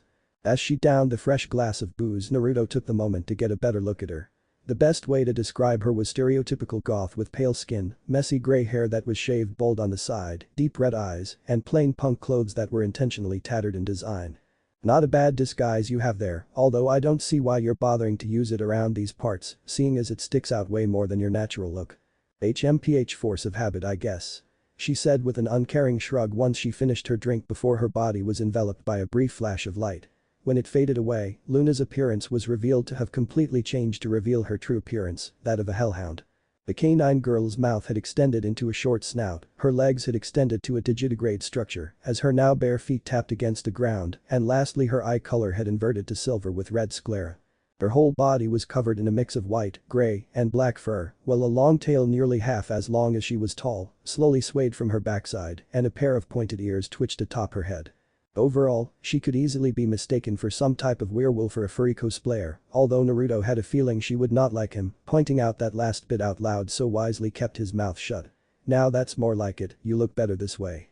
Don't bother with that sweet talk bullshit, flattery ain't getting you shit from me, the hellhound stated dryly while giving the blonde a touch me and your dead look. If you think you can get in my pants with some free drinks and a few cheap-ass compliments, then politely go fuck yourself. I'm only here for the job, nothing more, nothing less. Rather than being intimidated or upset though, Naruto chuckled deeply while downing the last of his rum and putting the cup aside for washing. Not afraid to speak your mind even to your future boss, that's certainly a refreshing change after all the ass-kissing from the last few candidates I've dealt with. Whatever you say pal, Luna muttered sarcastically with an eye roll before sitting up a bit straighter as she crossed her arms. You gonna keep talking about my looks or? Whatever else the hellhound had been planning to say was left a mystery as she cut off mid-sentence when the whiskered teen disappeared beneath the counter. A second later he emerged with a tray laden with the various things ranging from tequila to salt to a drink shaker. Well if you're gonna be a bartender, he stated after setting the tray down on the counter. Then, in a puff of smoke, Luna suddenly found herself standing in Naruto's place while he sat in her seat. Then I need to see how well you can follow the 4SS of bartending by making me a margarita. But thus stumbling slightly from the unexpected switch, it took a moment for the wolf girl's brain to catch up with what was happening.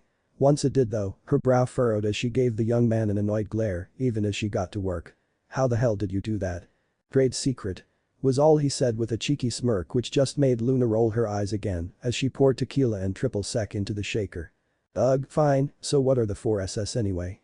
Speed, skill, style, and socializing, otherwise called the 4SS, holding up four fingers, Naruto's grin grew as he started to tick them off one by one. They are the most important things any decent bartender needs to follow to succeed. Okay, the first two make sense, make them fast and make them good, but the fuck does style and socializing have to do with making drinks? Luna asked with a raised brow while furiously shaking the cocktail mixer. Isn't it obvious? If you make making drinks look good, it tends to draw more customers in to buy them, and if they like you, then it'll make it more likely they'll tip well, the whiskered blonde explained. For example, you were in prison for a year, right? What'd you do to end up there? Got involved with a bunch of dumbasses and their stupid problems. Scowling as she spoke, the hellhound's claws dug into the metal of the shaker before she slammed it onto the counter. Oh, how so? Once more unfazed by the outburst, Naruto intertwined his fingers together and rested his chin atop them as leaned onto the counter with a curious tilt of his head. You're gonna keep nagging me about this, aren't you? Salting the glass, Luna sighed in annoyance and exasperation when all she got in response was another smirk from the whisker-faced teen. Fine, about a year ago my adoptive father Blitzo had the genius idea to start his own business in hell, called the Immediate Murder Professionals or IMP as he called it.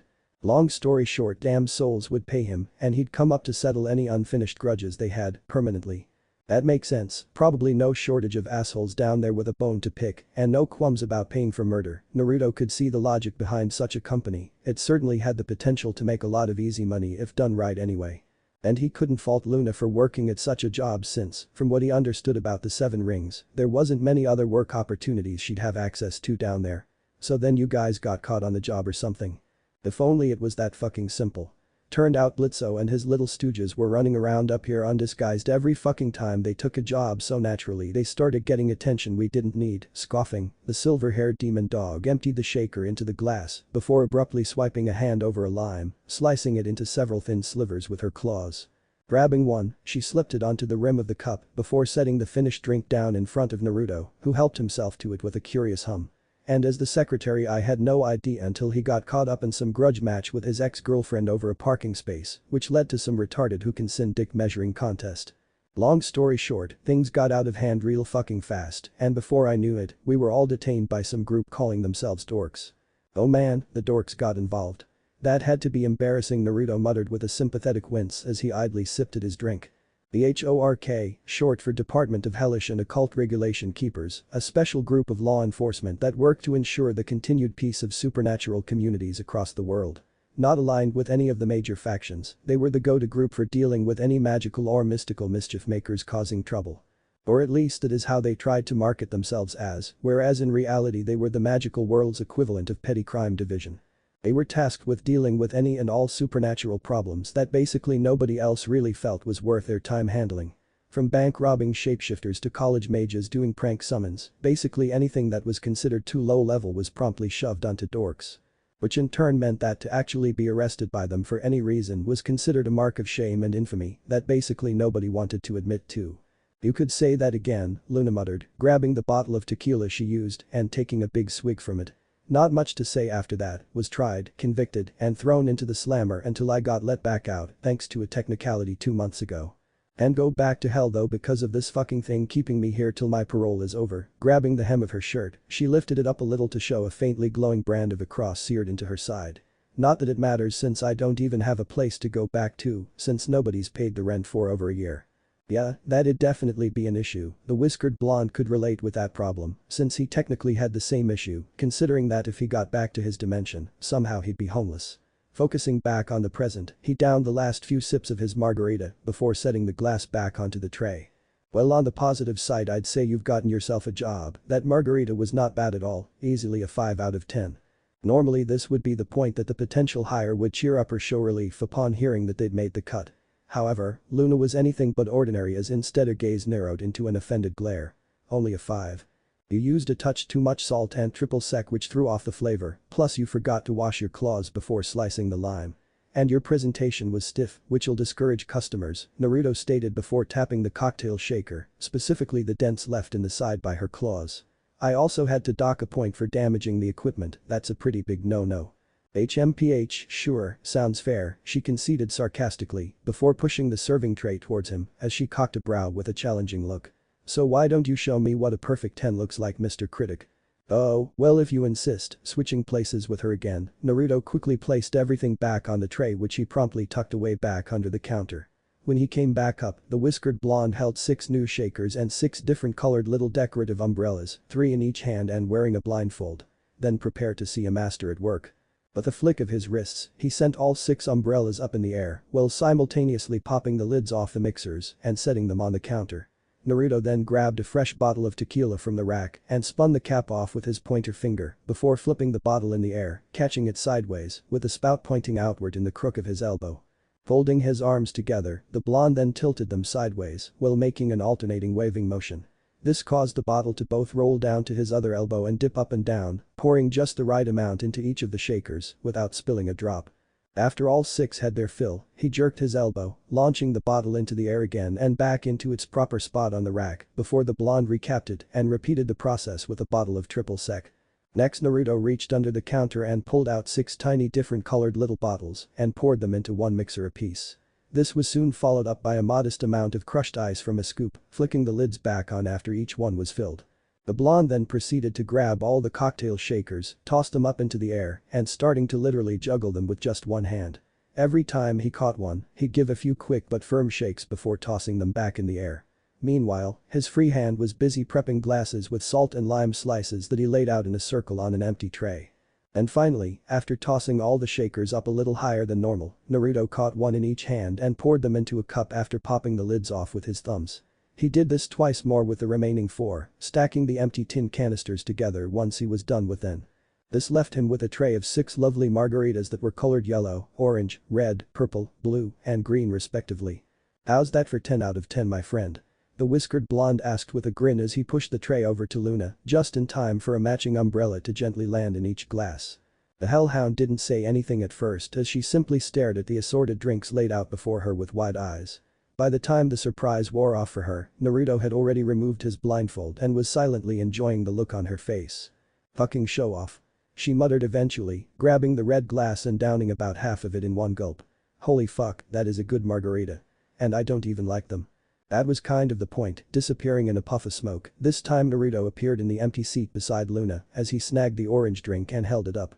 "But enough about that, how about a toast to new coworkers?" Rolling her eyes again, albeit this time with a minuscule smile on her lips, the demonic canine half-heartedly tapped her glass against his. Still not gonna fuck me if that's what you're hoping for.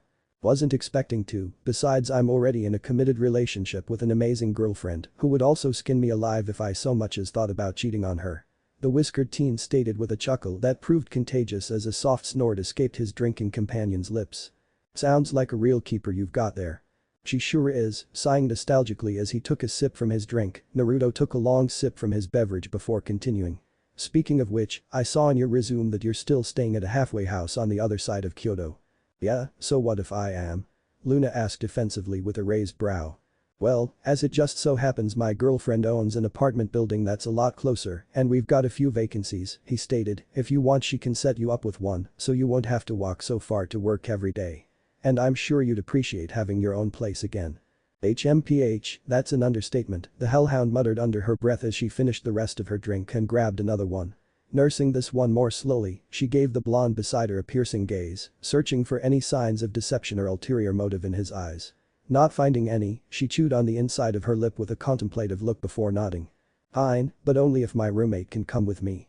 Oh sure, as long as they don't cause any trouble I don't see why not what Naruto had been expecting, but he could work with it. Grabbing a pen and notepad from his pocket, he jotted down an address and handed it to the wolf girl. Come by there tomorrow and we'll get you all settled in, work for you. Not like I got anything else planned, if you'll excuse me I've got shit to pack. Grabbing the remaining margaritas, Luna quickly chugged each one down before wiping her muzzle and standing up. She was engulfed by a familiar glow as she returned to her human disguise while heading for the exit. Have fun with that, the blonde said with a wave which the hellhound ignored as the door slammed shut behind her. Well, I'd say that went well. End chapter. This had better. You sighed boredly as she cleaned up the last of the dishes used from the day's shift. Normally, she'd have some help, but she allowed her coworker to leave early because they were in a rush to catch the next transit home. She knew from experience the hells of commuting in Kyoto. A sudden yelp caught her by surprise and she jolted while her tail and ears stiffened. After a moment, her ear twitched and she caught the sound of a familiar voice groaning in a mixture of discomfort and disappointment. Curious about what Naruto could be up to, she left the kitchen and headed to where the smell of tequila emanated from, which was obviously the bar of the restaurant. There, she found Naruto dripping wet from booze, while a variety of shakers were seen on both the bar top and the floor. With a knowing smirk, she leaned against one of the booth walls and asked, still trying to get the Ferris rainbow down. Yeah, he sighed out while grabbing a small rag to dry himself off. I think you have a few kinks to work out, then, the Tiger Imkai teased. Oh, haven't you heard? He fired back with a sheepish smile, thoroughly embarrassed about how his crush had found him. Dropping booze all over yourself is the new way of getting drunk. He laughed awkwardly at his to him lame joke, but was pleasantly surprised when Do simply blinked once before snorting in amusement and hiding a laugh behind her tail. Thankfully, she didn't see him stare at her in amazement with a blush because this was the first time he had heard a real laugh from her. A snort or a chuckle on a rare occasion, but never a full laugh. And, like everything else about her, he loved it. While still trying to calm her laughter, Do walked over to him and grabbed another rag to help wipe off his face. You're such a goofball, you know that. I am what I am, and not what I'm not, he replied in a fake philosophical tone, earning another snort from her. Sure, you are, she fired back before, in a move totally unexpected to both of them, she leaned in and licked a running drop of tequila that started from his bangs and rolled down his whiskered cheek. Both were bright red at what she had done, frozen in place, and unsure of how to react while their brains attempted synchronized system reboots. Do was the first to recover and she dropped her rag before clearing her throat awkwardly. Be more careful next time, okay? She warned him in a soft voice before muttering a goodnight and rushing to grab her things. While Naruto was still trying to mentally recover with his face still blushing brightly, she headed for the door and called out, see you tomorrow. Before leaving in an embarrassed hurry. After some time, Naruto's mind had rebooted enough for him to whisper to himself, did she just?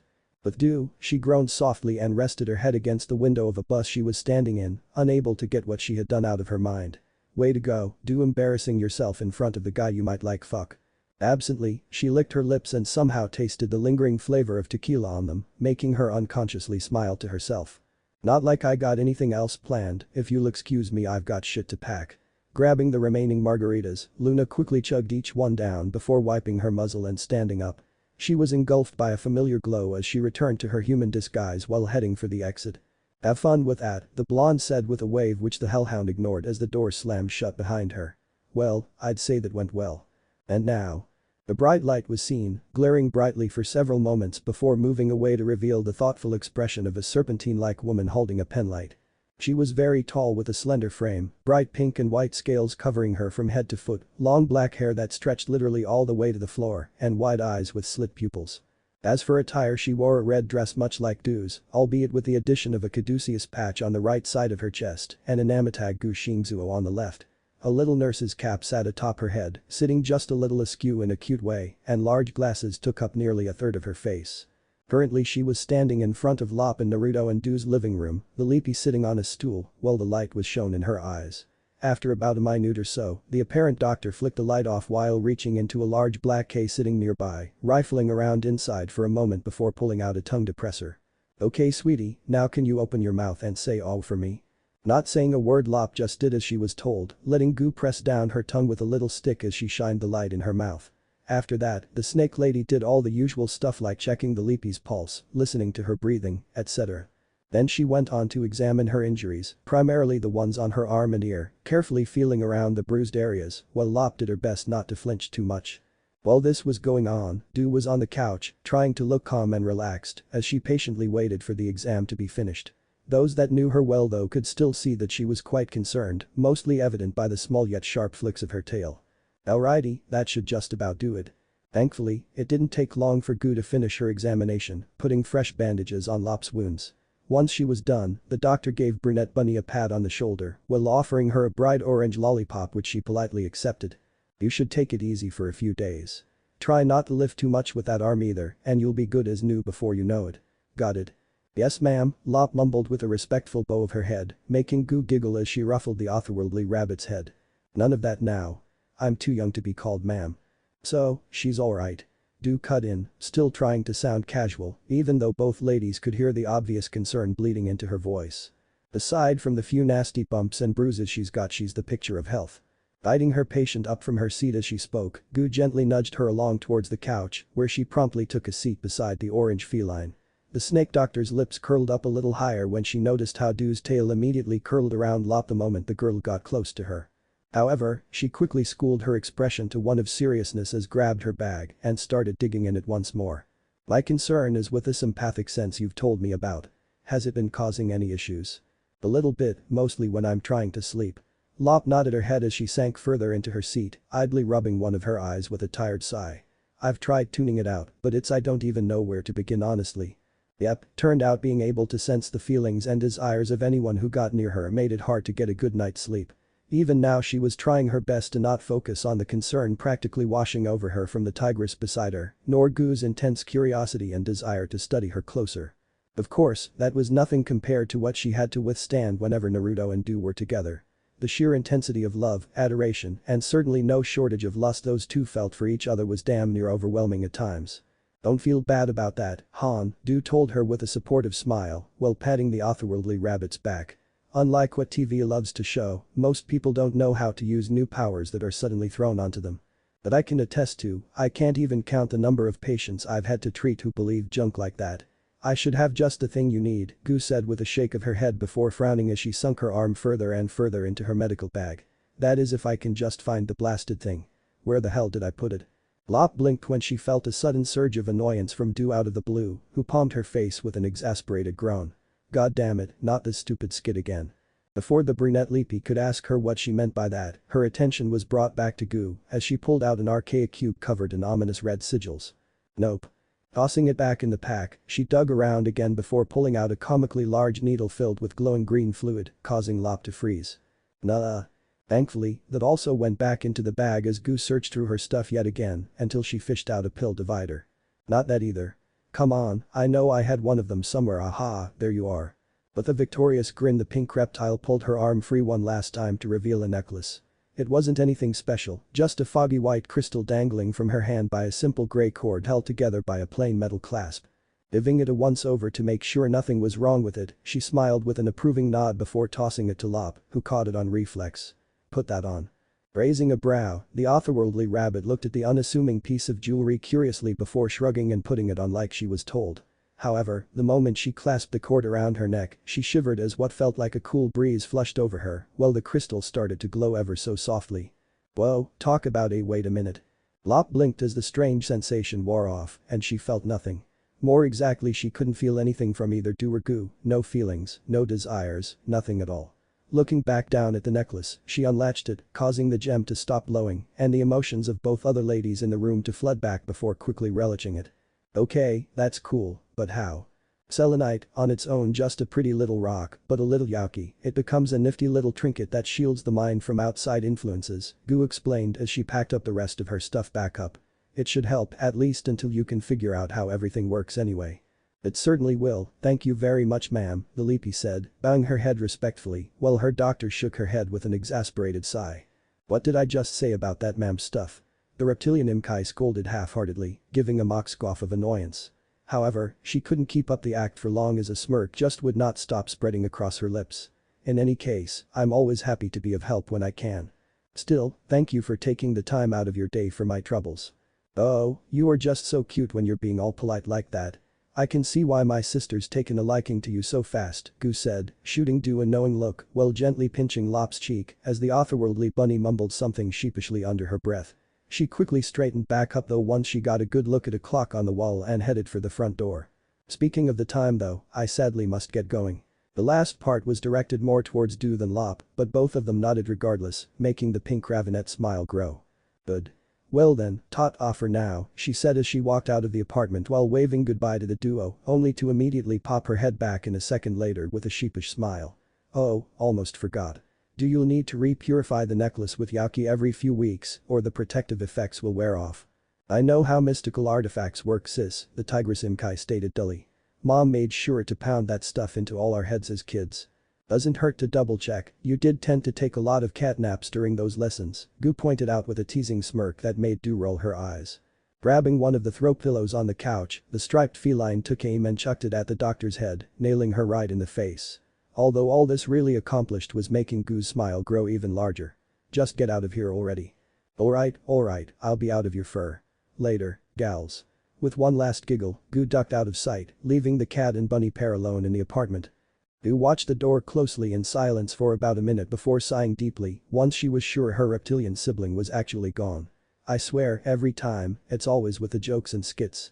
So the cat chef was quickly brought out of her thoughts when her ward started to speak. She's your sister? Yes, she is, and before you ask, neither of us are adopted, nor do we have different parents, Do stated, causing Lop to blink in surprise while she pulled out her cell phone. Fiddling with it for a few seconds, she flipped the device around so the Leapy could see a pair of photos. You think that's confusing, here's the rest of my sisters and my parents. Both pictures showed 14 Imkai women and a man all huddled together for a group shot, including Do and Goo. Aside from those two there was a dog girl, a mouse girl, a goat girl, a bird girl, a monkey girl, a bunny girl, 2 ox girls, a pig girl, a horse girl, and another lizard girl. Almost all of them were wearing the exact same style of red dress with a little gold trim, the one exception being the bird lady who had a white dress instead due to her already bright red plumage. Then there was the last lady, a white tee with a deep tan that looked to be the oldest and strangely most human of the women, having only a pair of ears and a tail to denote her status as an Imkai, unlike the fully anthropomorphic appearance of the rest. Also, unlike the rest she wore a primarily gold dress with red flowers emblazoned across the outfit.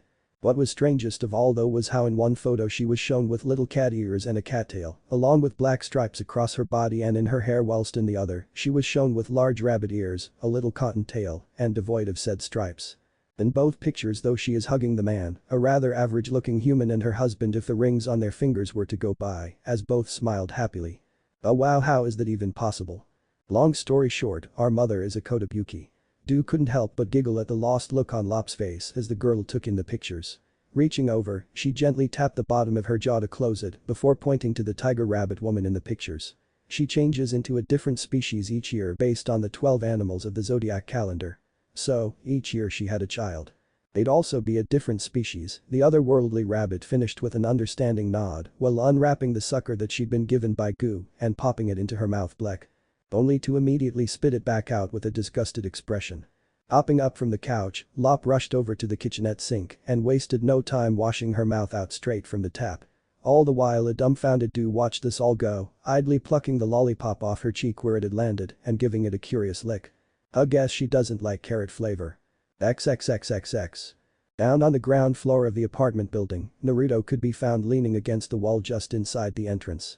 The blonde had a bored look on his face as he played a running game on his phone, occasionally looking up to check the street through a window. Humming under his breath, a chuckle slipped past his lips when he beat the current level and the character started doing a silly victory dance. You'd think they'd come up with something better after him. Naruto snapped out of his thoughts when he heard someone coming up from behind and looked over his shoulder to see who it was. To his mild surprise, it was Rina, the kitsune looking stoic as ever as she tried to quietly make her way by him. As soon as she noticed that he was looking her way though, she stopped with her gaze flickering between him and the exit. She was quick to school her expression back to normal before looking back at the floor, obviously trying to play it cool, but it was enough for Naruto to tell she still distrusted him. Not that he blamed her, they'd only known each other for a few days, and it wasn't exactly under pleasant circumstances. On the positive side, she was sucking on one of Goo's homemade lollipops, meaning she'd gotten checked over already by his girlfriend's sister. "Hey Rina. Are you going out?" The whisker-faced young man asked casually while pointedly stepping away from the doorway, suspecting that she believed he intended to stop her from leaving. A hunch that was swiftly proven correct when Rina subtly yet noticeably relaxed once the pathway was clear. "I am," she stated softly, keeping her gaze on the floor with her arms crossed while she spoke. He didn't miss how she made sure he stayed in her peripherals, but she didn't seem threatened around him, just cautious. Seeing that she was obviously not in the mood to talk, Naruto simply nodded as she shuffled past him. However, once the foxy girl got to the door itself, he cleared his throat to get her attention while pointing to a half-full umbrella stand beside her. "I suggest you take one. News says that it's supposed to rain again today." "Thanks." Rina grabbed a smaller collapsible umbrella and stuffed it into the pocket of her jacket before she hurried out the door, shoving past a certain hellhound along the way. "Hey, watch it bitch." Not in her human disguise, the snarl on Luna's snout was out for all to see as she glared at the kitsune's quickly retreating form, with her lip curling back even further when she didn't even apologize. Once she was out of sight though, the demonic canine calmed down and kept going, grumbling under her breath about inconsiderate dumbasses along the way. However, she barely made it 3 more steps before stopping yet again, this time due to seeing Naruto leaning against the wall. "Hey again," the whiskered blonde said cheerfully as he walked up to the hellhound with a wave. As he got closer, he noticed the small battered-looking duffel clutched in Luna's hand which looked barely half full, based on how deflated it looked. "I was wondering when you'd finally show up. You decide to take the scenic route or something?" "Oh sure, took in the sights, got a few photos, all that typically Dumbus tourist shit," the black and white furred canine muttered sarcastically before crossing her arms with a huff. "Look, can we just skip the bullshit and get to the moving in part? It was a very fucking annoying walk here." Sure, but where's your roommate?" Naruto asked with a raised brow. "I thought you were gonna bring them with you." "Alright," grumbling under her breath, Luna leaned back so her head stuck out back out the still open door and shouted, "Hey, get your ass in here already. This is the right place." Okay. Hold your horses," a seductive feminine voice called back in a mix of amusement and exasperation, which was soon followed by the sound of squeaking wheels grinding against cement. Assuming that was the roommate bringing in a dolly or cart carrying their stuff, Naruto was quick to move to help them. However, the moment he peered the open doorway, the blonde was thrown for a loop when he was met by the very unexpected sight of Barasaka Mayday. "Oh, I see my fame has preceded me," the newcomer said with a grin as she rolled into the premises with a smile on her lips. A demon like Luna, she had bright hot pink skin, long ombre white hair with pink undertones, a pair of crooked horns atop her head, a pair of tiny wings on her back, and a spade-tipped tail that slowly waved behind her. Of course, Naruto knew exactly who she was as soon as he saw her, having heard of the infamous pop star with a penchant for raunchy songs and debaucherous parties. She'd been rather popular in both the human and supernatural communities around the world, at least until she up and dropped off the radar about a year ago, after one of her concerts was attacked by a giant fish or something. It was obvious that the woman had seen better days too, considering the deep bags under her eyes, the frazzled split ends of her hair, and stress wrinkles. Oh, and then there was the fact she was missing an arm on one side of her body and a leg on the other. Both limbs had been removed at the knee and upper bicep respectively at some point, leaving her with nothing but useless stumps, poorly wrapped in old gauze bandages. Without a literal leg to stand on, she was stuck sitting in a beat-up wheelchair that had obviously seen better days as well, while a cardboard box full of her stuff sat on her lap. And yet despite all of this she still managed to keep a rather lighthearted and jovial smile on her face as she rolled up to the young man. "Whiskers, blonde hair, cute face, I take it you're the nice fellow giving us a place to stay?" the demoness asked rhetorically as she offered her good hand for a shake. "Huh? Oh yes, right, Naruto Uzumaki at your service." Snapping out of his surprise, Naruto accepted the handshake with a sheepish chuckle. "Sorry for staring. It's not every day that a star like yourself pops into my humble little abode." Don't worry about it, I'm used to it. Veronica shrugged off the apology as she giggled softly while Luna grumbled sourly under her breath about annoying dumbuses. Ah, so that's why she's in a bad mood. Naruto chuckled softly as the pieces clicked together in his head. Crossing town on foot with a celebrity in tow, even if just a minor one, would have no doubt been quite a hassle. Figuring he could cut the hellhound a break, the blonde cleared his throat before jabbing a thumb towards the hall.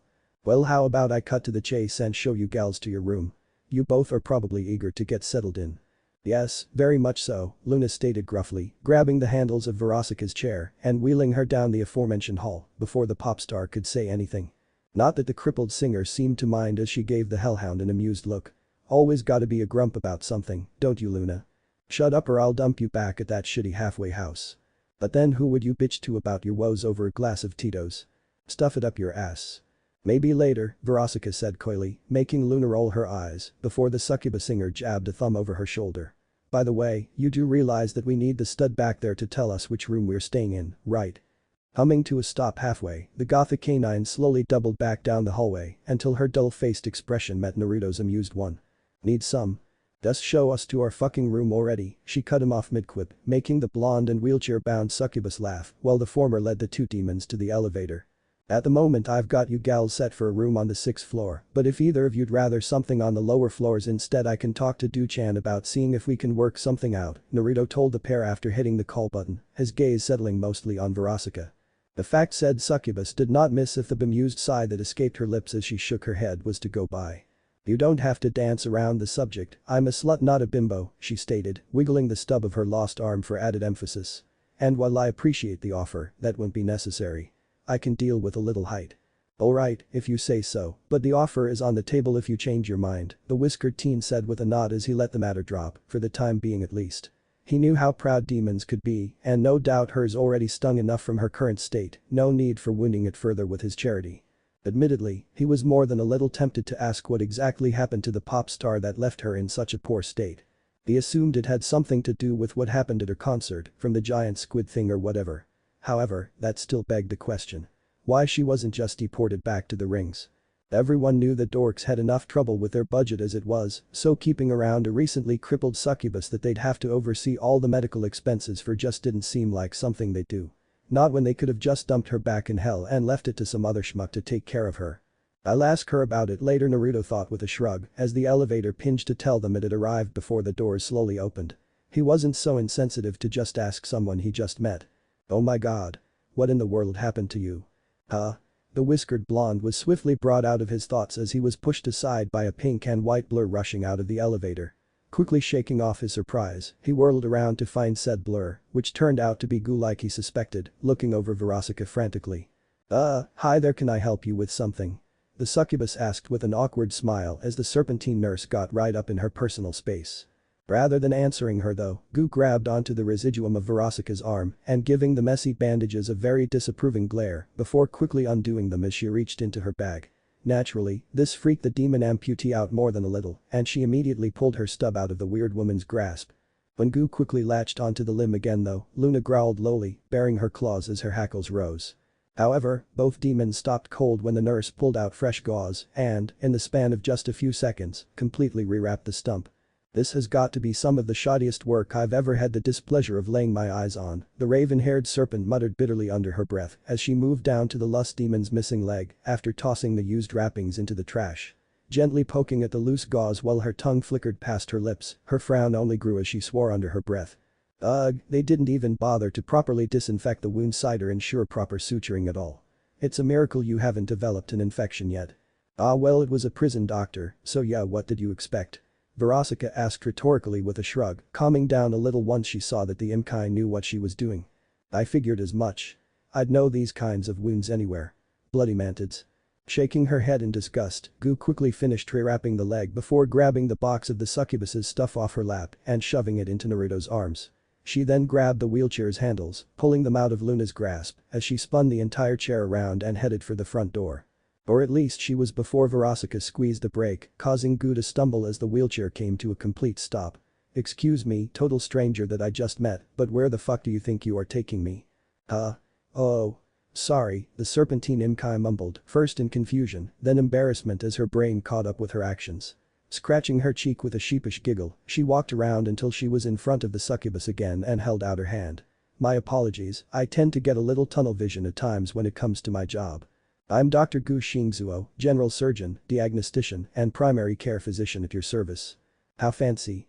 Verosika Mayday, sexy as fuck pop star at your service, Verosika said with a playfully salacious smile as she accepted the offered handshake.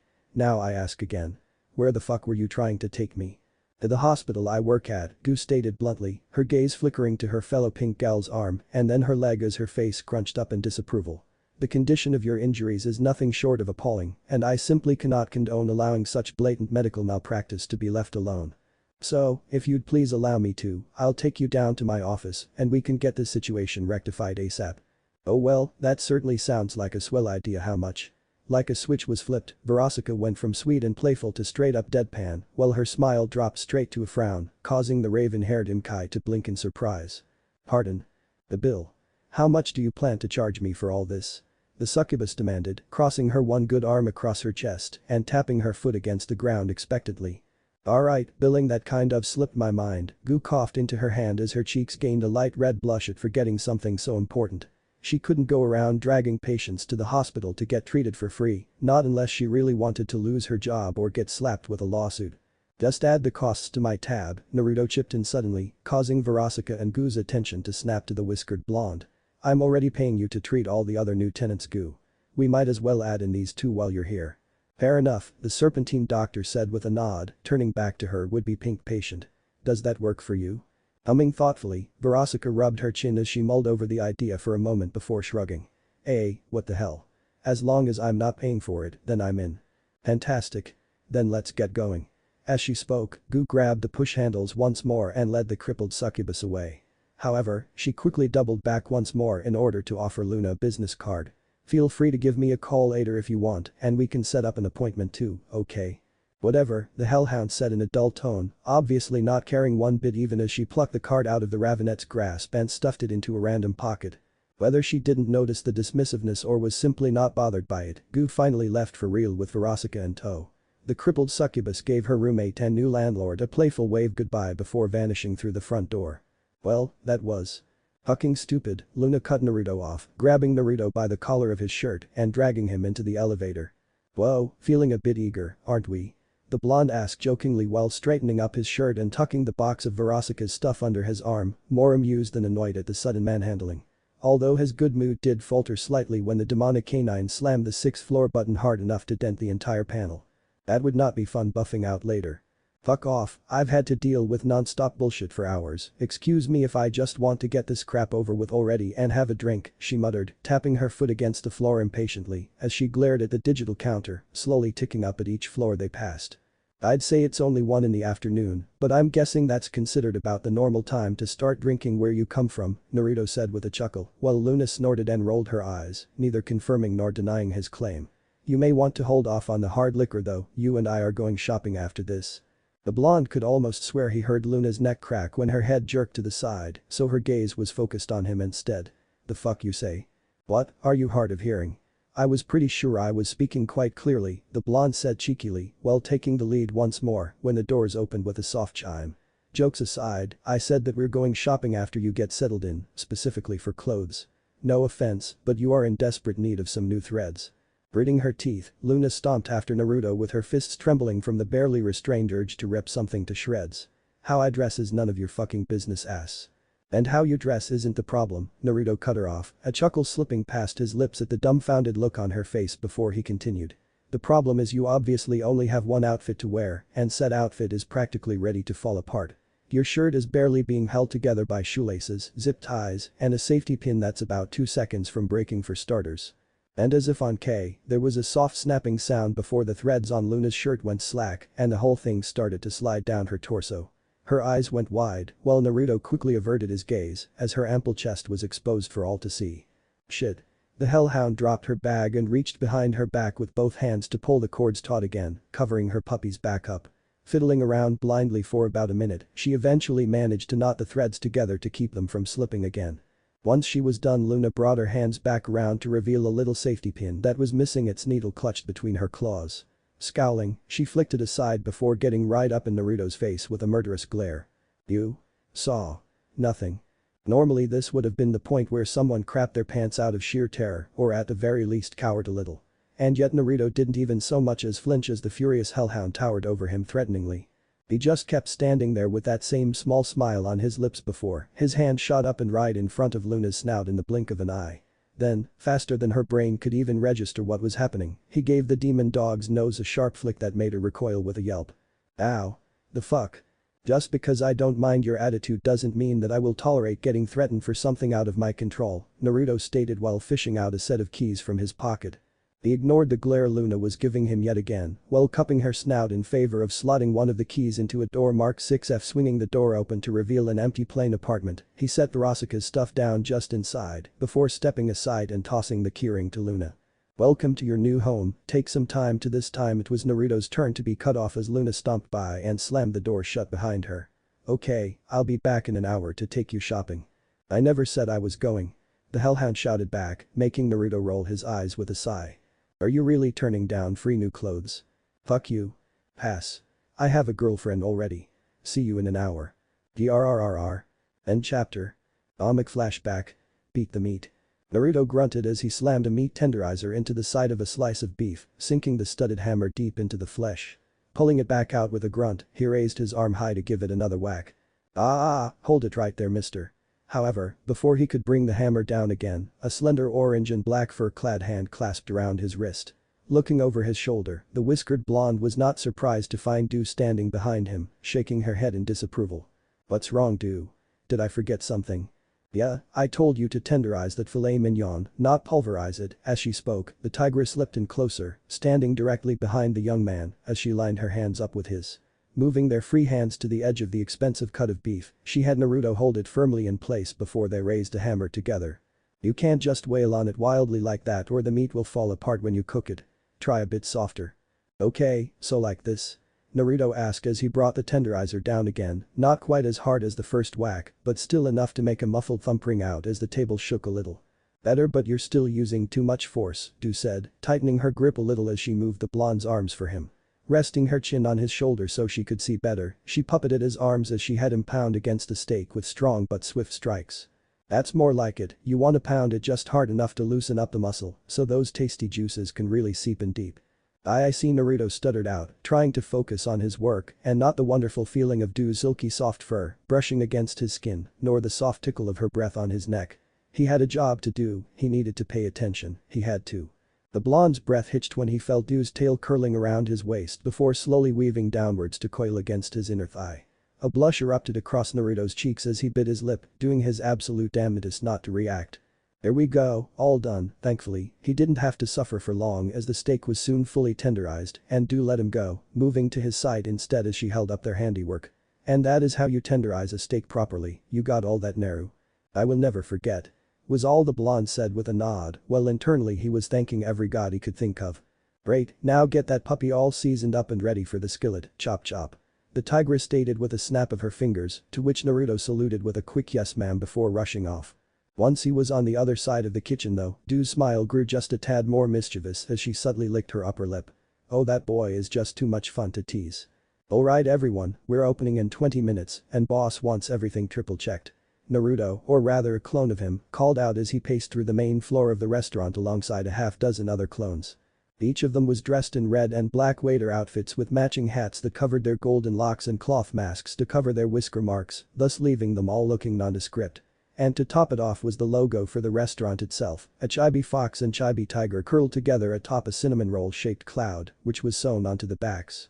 All of them were rushing around the front of house, scouring the entire place from top to bottom for anything that may have been missed. Meanwhile, another clone in a slightly different uniform, being more black than red, was over at the bar alongside Luna, doing one last scrub down. Well, more so he was doing the scrubbing while the hellhound, who hadn't bothered to put on her human disguise, boredly tapped her claws against the counter and poured herself a glass of vodka. Speaking of the demonic canine, Luna was dressed up in some new clothes of her own, thanks to Naruto dragging her off to shop the other day. Her shirt was mostly the same as her old one, a shoulderless grey belly shirt that had straps set in a reverse pentagram. The only real difference was the addition of a couple silver eyelets where the straps interlocked, or at least what could be seen past the unbuttoned studded red leather jacket she wore over it. Along with this new coat she had a pair of short black denim shorts that were torn stylishly at the bottom with a blood-red belt holding them around her waist and studded black thigh-high open-toe stockings. All in all she was a stark contrast to the formal appearance of the clones, yet none of them seemed to mind one bit. Give me that. Her drinking, however, was another issue it would seem as the bartender clone swiped the cup out of her hand before she could take a single sip while giving a disapproving shake of his head. However, all this did was make Luna growl as she stomped right up in the masked doppelganger's face. "The fuck's your problem, prick?" she demanded, jabbing a claw at Bar Clone's chin. "You said I could help myself to have a drink." "Yes, from the regular stock, not the top shelf liquors," the duplicate stated as he grabbed the bottle that Luna had served herself from, a rather fancy bottle that had a bejeweled dragon wrapped around the neck with the mouth acting as the cap. Glancing at the missing amount, he shook his head with a sigh while placing it behind a glass case and handing the cup off to another clone that ran it to the back. Once he was done, Bar Clone grabbed a bottle of a regular brand of vodka and poured some into the new glass before sliding it across the counter to the hellhound. "I'll let it slide this time, but try that again and boss will be docking the loss out of your pay."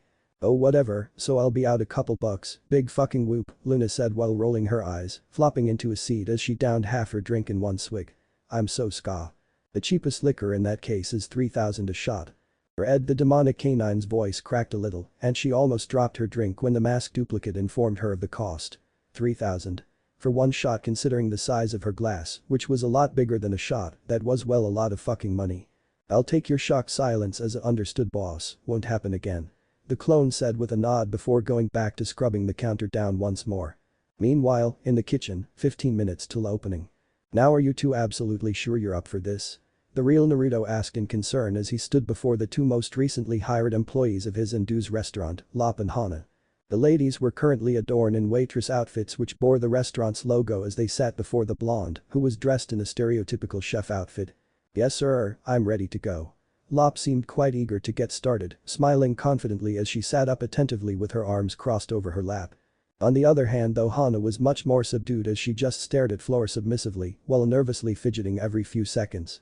"I'm happy to be of use." Despite their positive responses, the frown on Naruto's lips remained, if anything growing deeper, particularly at the kitsune's wording. Truth be told, he hadn't exactly been keen on hiring either of them when they'd asked because it made him feel as though he was taking advantage of their situations for his own gain. It had only thanks to Du's insistence that he'd caved, having whittled him down with a mixture of cold hard facts and those accursedly adorably pouty faces she could pull at the drop of a hat. Speaking of the devil, a familiar pair of arms gently wrapped around the whiskered teen's waist from behind as his girlfriend, also in chef clothes, rested her chin on his shoulder. "Relax love, they're just gonna be waiting tables, it's not that bad. I really don't think this is the best time to throw them out there, we're not even open yet and we already have 400 people lined up and dozens of reservations," the blonde muttered with a shake of his head while pulling himself out of the tigress's grasp, gesturing to a monitor that showed security feed of the front of the restaurant. And sure enough there were dozens, possible hundreds, of people lined up outside the front door with another masked clone, checking each of their reservation. Things are going to get completely crazy out there the moment we open the doors and if fortune favors us as we hope, then we'll be packed like this every night if not more, so we might as well let them wet their feet now, Du cut in, placing a finger against her lover's lips to silence him while she spoke. When she finally removed it though, she stopped him from trying to talk again with a swift kiss on the lips and gently stroking his whiskered cheek. "Everything will be alright love, you just gotta relax and go with the flow." "Alright," sighing, Naruto just couldn't stop himself from smiling as he kissed Du back before chuckling softly. "Even after I've graduated, you're still reminding me of the basics. That's why you keep me around, isn't it?" the feline yokai asked coyly with a seductive purr, dragging a claw up his chest until she flicked his chin. Du then spun around and sashayed away to another part of the kitchen, smirking as she could feel Naruto's gaze on her ass. About halfway across she stopped just to look back and send the blonde a playful wink. "I'm gonna get the stoves prepped, I'll let you know if I need any help." "God damn, I love that woman," Naruto stated as he sighed once again, slumping a little with a goofy grin on his lips and little hearts practically floating around his head. Fortunately the sound of Lop clearing her throat was enough to snap the whiskered young man out of his love stupor and he turned his attention back to her and Hana. "Oh right, sorry, well if both of you are sure you're ready then head over to the staging area and wait for the orders to be ready to go out." "You got it sir." Lop gave a salute, quickly jumping to her feet and marching off to do what she was told, whilst Hana just nodded her head as she followed at a more sedate pace. The latter had only made it a few steps though before she was stopped by a hand on the shoulder. Jumping a little at the touch, her head snapped back towards Naruto in alarm, worried that she'd done something wrong, only to find him offering a soft smile.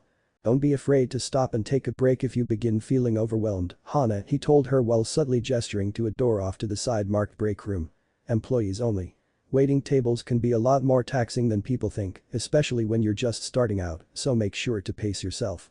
I don't want you trying to push yourself too much out there when you don't need to, okay?" Averting her gaze, the kitsune stumbled over her words for a moment before slowly nodding her head while fiddling with her hands nervously. "I understand, sir." "Great, and just call me Naruto, I'm not a fan of that sir nonsense," Naruto said before letting Hana continue on her way, his smile growing a little when he saw the small but noticeable upward quirk of the fox lady's lips. Sadly though, his good mood was cut short when a clone ran up to him and whispered something into his ear while holding up a glass of booze. "Seriously? She got into the dragon heart?"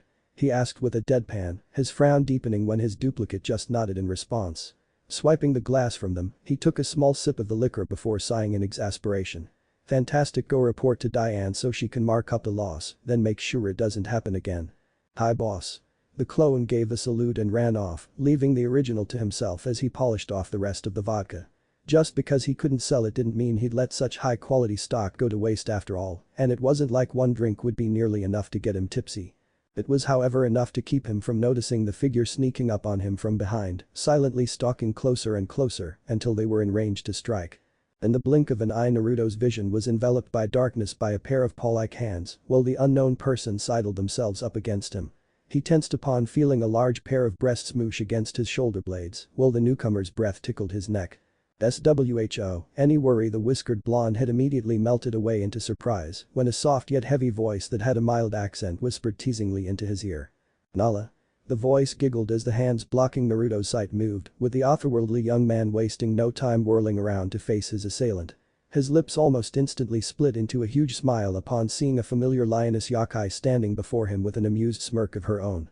"Long time no wo," was as far as Nala was able to get before Naruto pulled her into a hug, both of them bursting into laughter as he twirled her around. "Oh, it's great to see you again, Nala, it's been way too long," he said between chuckles after he set the tan-furred feline back down. As his initial excitement winded down though, he scratched his cheek as he tilted his head in confusion, especially when he noticed her wearing a matching set of chef wear. "Not that I'm not happy that you showed up, but oh, what are you doing here? And why are you wearing our uniform?" "Well, it would have been bad for to show up for my first day on the job out of uniform," Nala said with a giggle, which only caused Naruto's confusion to grow even more. Upon seeing this, the lioness pulled out a folded-up letter from her apron and flicked it open to reveal an acceptance letter bearing the restaurant's logo. "Didn't all Stripey tell you? She hired me as a chef so we'll be working together again." "Wait, really?" Swiping the letter out of his old friend's grasp, Naruto's brow knit together as he read it over. "Huh, well what do you know, she told me she hired a guy named Ryuji. She probably wanted it to be a surprise, you know how sneaky she can be when she wants to be," Nala said with a nostalgic giggle while a snort slipped past Naruto's lips. "I know all too well," wiping a pretend tear from his eye, the blonde shook his head before wrapping the lioness in another, much gentler, hug. "Well either way it's still great to see you and it's gonna be awesome working with you again. It'll be just like old times." "Oh I hope so," Nala said with a soft purr as she let herself sink into Naruto's grasp, resting her chin on his shoulder as she wrapped her arms around him as well. However, whilst she was enjoying the feel of the blonde holding her, the lion chef suddenly felt someone staring at her. Following the feeling, her eyes locked with a burning rage-filled gaze of one do as the tigress glared daggers at her from the other side of the kitchen. So of course she responded maturely. Sticking out her tongue while flipping the bird behind Naruto's back. "What the fuck is that bitch doing here?" Du had heard the duo's entire conversation, her ears weren't just for show you know, and she knew for a fact that she did not hire that no good man stealing whore. In fact she had made sure to send a very clear letter of rejection that left no doubt that there was absolutely no way she'd ever even consider doing so. So how in the world did she have the exact opposite? It was impossible. Unless. No, there's no way I could have sent the wrong letter. I made sure to double-check everything when Du's eyes widened suddenly in alarm as a particular memory flashed through her mind. 2 days ago. It was very late at night and Du was hunched over a desk filling out letter after letter to be sent to the various applicants she'd interviewed. Finishing up the latest, one of the few that she'd actually be hiring, the striped feline girl wiped her brow with a sigh. "Man, this is taking a lot longer than I thought," she mumbled while taking a sip from a cup of coffee, only to grimace when she got a mouthful of nothing but cold bitter dregs. Setting it aside, she grumbled to herself as she rubbed one of her eyes tiredly while grabbing the last applicant file, which also happened to be her least favorite. Ugh, I still can't believe she had the nerve to apply. Thus the sight of Nala's picture caused her already poor mood to worsen, the dark lighting, or just her lack of sleep, making it look as though the image was smiling at her mockingly. Scowling as she grabbed a blank sheet of paper, Du wasted no time writing up a firm and thoroughly concise message that left in no uncertain terms that there was absolutely no way she'd ever. Ah. The tigress jumped in her seat when a terrified scream rang through the apartment, followed by several crashing sounds. Lop. Her eyes widening in worry as she recognized the voice, Du dropped everything and bolted towards the source of the noise. She scrambled through the apartment until she reached the bedroom and yanked the door open, almost ripping it right off the hinges in the process. The room itself looked like a hurricane had blown through, the bed flipped off the frame, almost everything smashed, and debris strewn about everywhere. Her attention though was focused solely on the sobbing bunny girl right smack in the middle of the carnage. Du was just about to rush in to see what happened, however she stopped herself at the first step when she realized that Lop wasn't alone. She clung desperately to none other than Naruto with her face buried in his shoulder, sobbing her eyes out, while her whole body shook like a leaf. "Shh, it's okay, you're safe, nobody's trying to hurt you," he said, speaking barely above a whisper, while gently stroking the leapy's head to calm her down. When that didn't seem to be working, the whiskered teen sighed before a soft soothing humming filled the air. Thankfully that did the trick as Lop's shaking started to slow down and her crying slowly died down to a quiet whimpering. Eventually she drifted off into an uneasy slumber and Naruto carefully stood up with her held in his arms. Once he had a good hold, the blonde quietly made a few clones that got to work straightening up the room while he headed for the door, only to stop when he finally noticed Du in the doorway. Seeing the confusion and concern written all over the tiger yakai's face, another sigh escaped his lips as he simply mouthed two words. "Another nightmare." "Oh dear." Du nodded before quietly closing the door and stepping away, doing her best not to make much noise. Only once she was certain she was out of earshot did the tigress let out the weary groan that she'd been holding back as she ran a hand through her hair. While Lop had been doing surprisingly well over the last few days since her arrival, the Force-sensitive space bunny was still shaken by the whole ordeal. Almost every night so far she'd either wake up screaming in the middle of the night, often losing control of her powers like she just had, or she'd end up snuggling in bed with Du and or Naruto. And while the tigress was happy to comfort the poor girl in her time of need, it was obvious that she needed some serious professional help. So as she sank back into her chair at the desk, Du pulled out her cell phone and scrolled through her contacts until she found the one she wanted, then holding it up to her ear while it rang. Ring ring right click. "Heyo. Baozi here. Who's this?" "Oh good, you're up," Du sighed in relief, half-mindedly tucked the letters she'd been writing into their envelopes to be mailed in the morning as she spoke. "Hey sis, it's Du, sorry to call you up so late, but I need your help." "Present." Stupid. I must have gotten the letters mixed around when I was talking to Baozi." It took all of Du's strength to keep herself from bashing her head into the wall as she berated herself for her mistake. Now she was stuck dealing with the one person she didn't want anywhere near her, Naruto, working alongside him every day. And based on the smug look that Nala was still giving her behind Naruto's back, the lioness was well aware of this too. Ooh. Meanwhile, Diane's office, 10 minutes till opening. "Yes ma'am, earliest available spot is Wednesday at 9:45 p.m. I'm sorry, but we really do not have anything sooner." "Yes, I'm certain." "Okay, then so party of 4. "Understood. Is there anything else?" And she hung up. Diane shook her head with a bemused sigh as she put the phone back on its stand and finished typing in the information for the newest reservation. "Sheesh, and I thought people were impatient back in law. Maybe Du and I did too good a job of marketing this place." They'd only just started accepting reservations a few hours ago, yet they were already fully booked up for the next 3 days. It was to be expected though, considering they had not one but two of the most renowned and popular chefs in the country running the place. So now she was stuck dealing with the many would-be customers that did not want to accept this fact and were all too eager to voice their displeasure at being told they had to wait. Better too many customers than too few. The kitsune shook her head and decided to just enjoy this brief moment of calm until the next inevitable call came a-ringing. Stretching her arms above her head, she grunted when her back realigned with a satisfying pop before laying back in her chair and letting her gaze drift over her new office. Modest was the perfect word to describe it, being neither too big or too small, with about half of the space taken up by her desk, a few filing cabinets, and a pair of chairs. Diane had also taken to adding her own little touches, such as putting up a poster of her old home on the wall, and a few knickknacks she'd brought with her from the US were set about.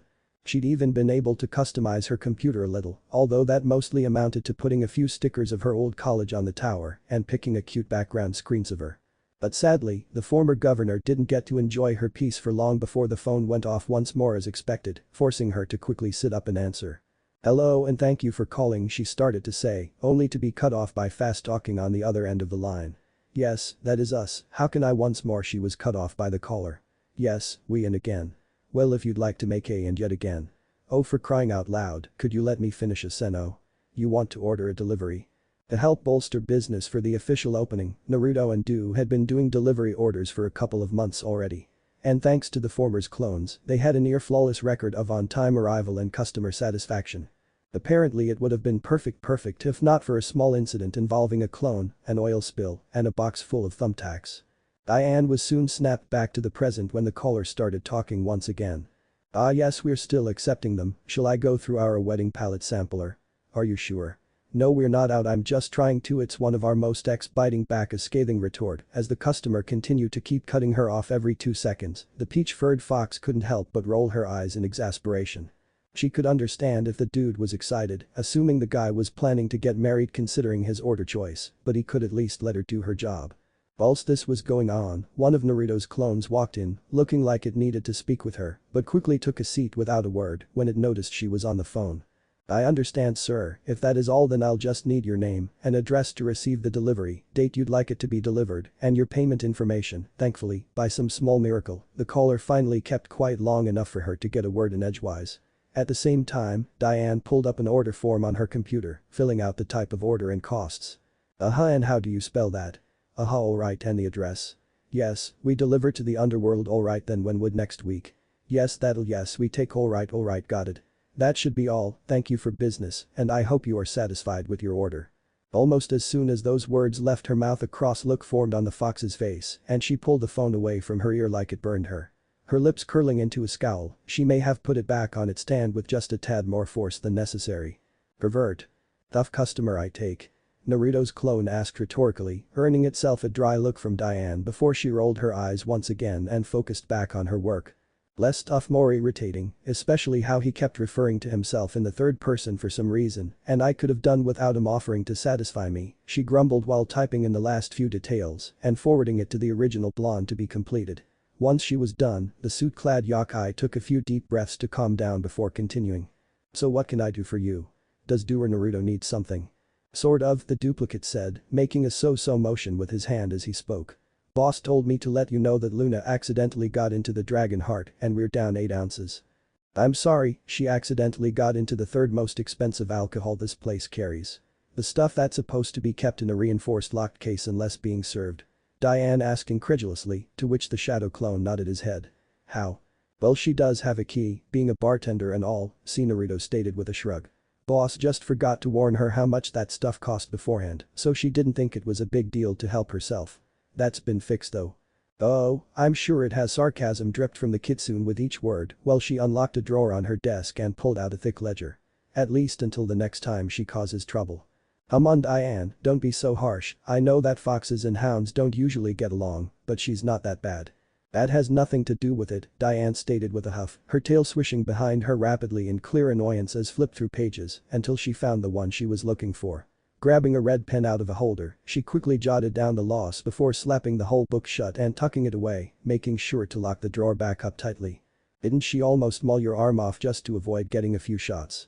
"Yes, but in her defense, Luna's terrified of needles and wasn't given a choice about them," the whiskered teen pointed out, frowning as he recalled that little incident. "A day and a half ago, apartment 6F. Am I the only one that thinks this is a bit excessive?"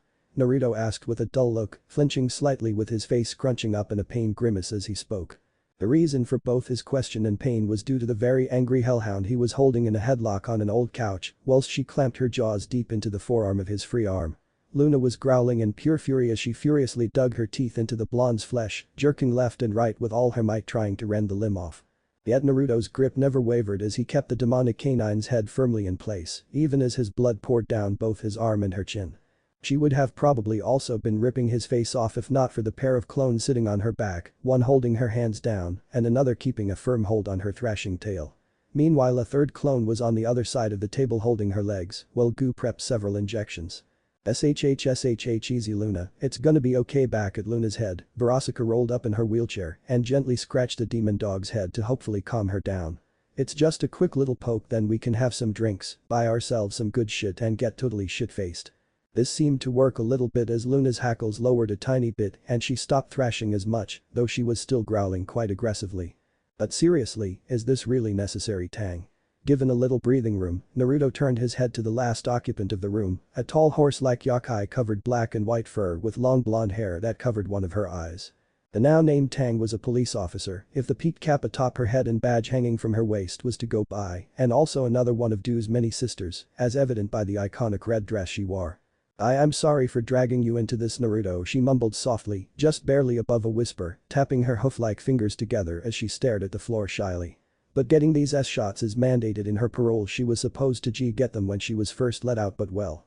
The doctor was too scared to even try after Luna flipped her shit when she saw me getting them. Verosika finished for Tang, still petting the hellhound's head to keep her calm, getting the horse lady to nod her head. Yeah, that, so the parole board gave her 60 days to get the shots on her own. That was 2 months ago. She has to get these now, otherwise I'll have to take her in for violating her parole. I get that part, but why? This still seems pretty extra.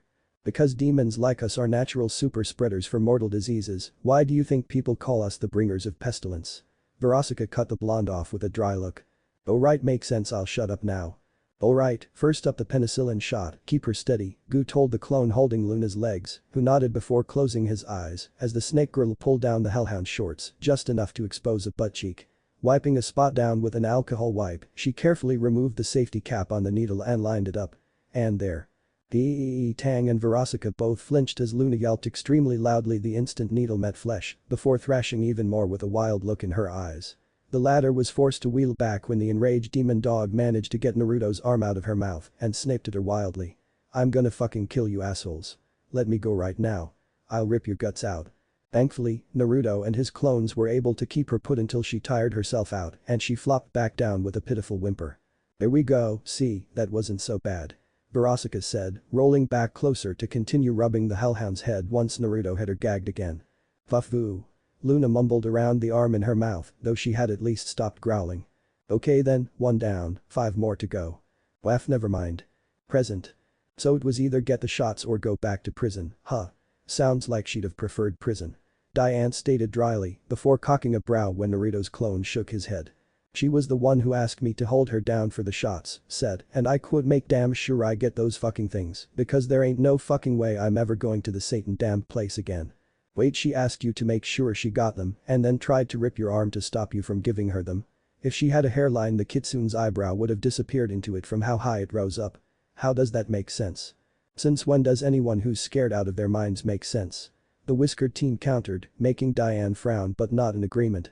So is that why you're letting her drink on the job?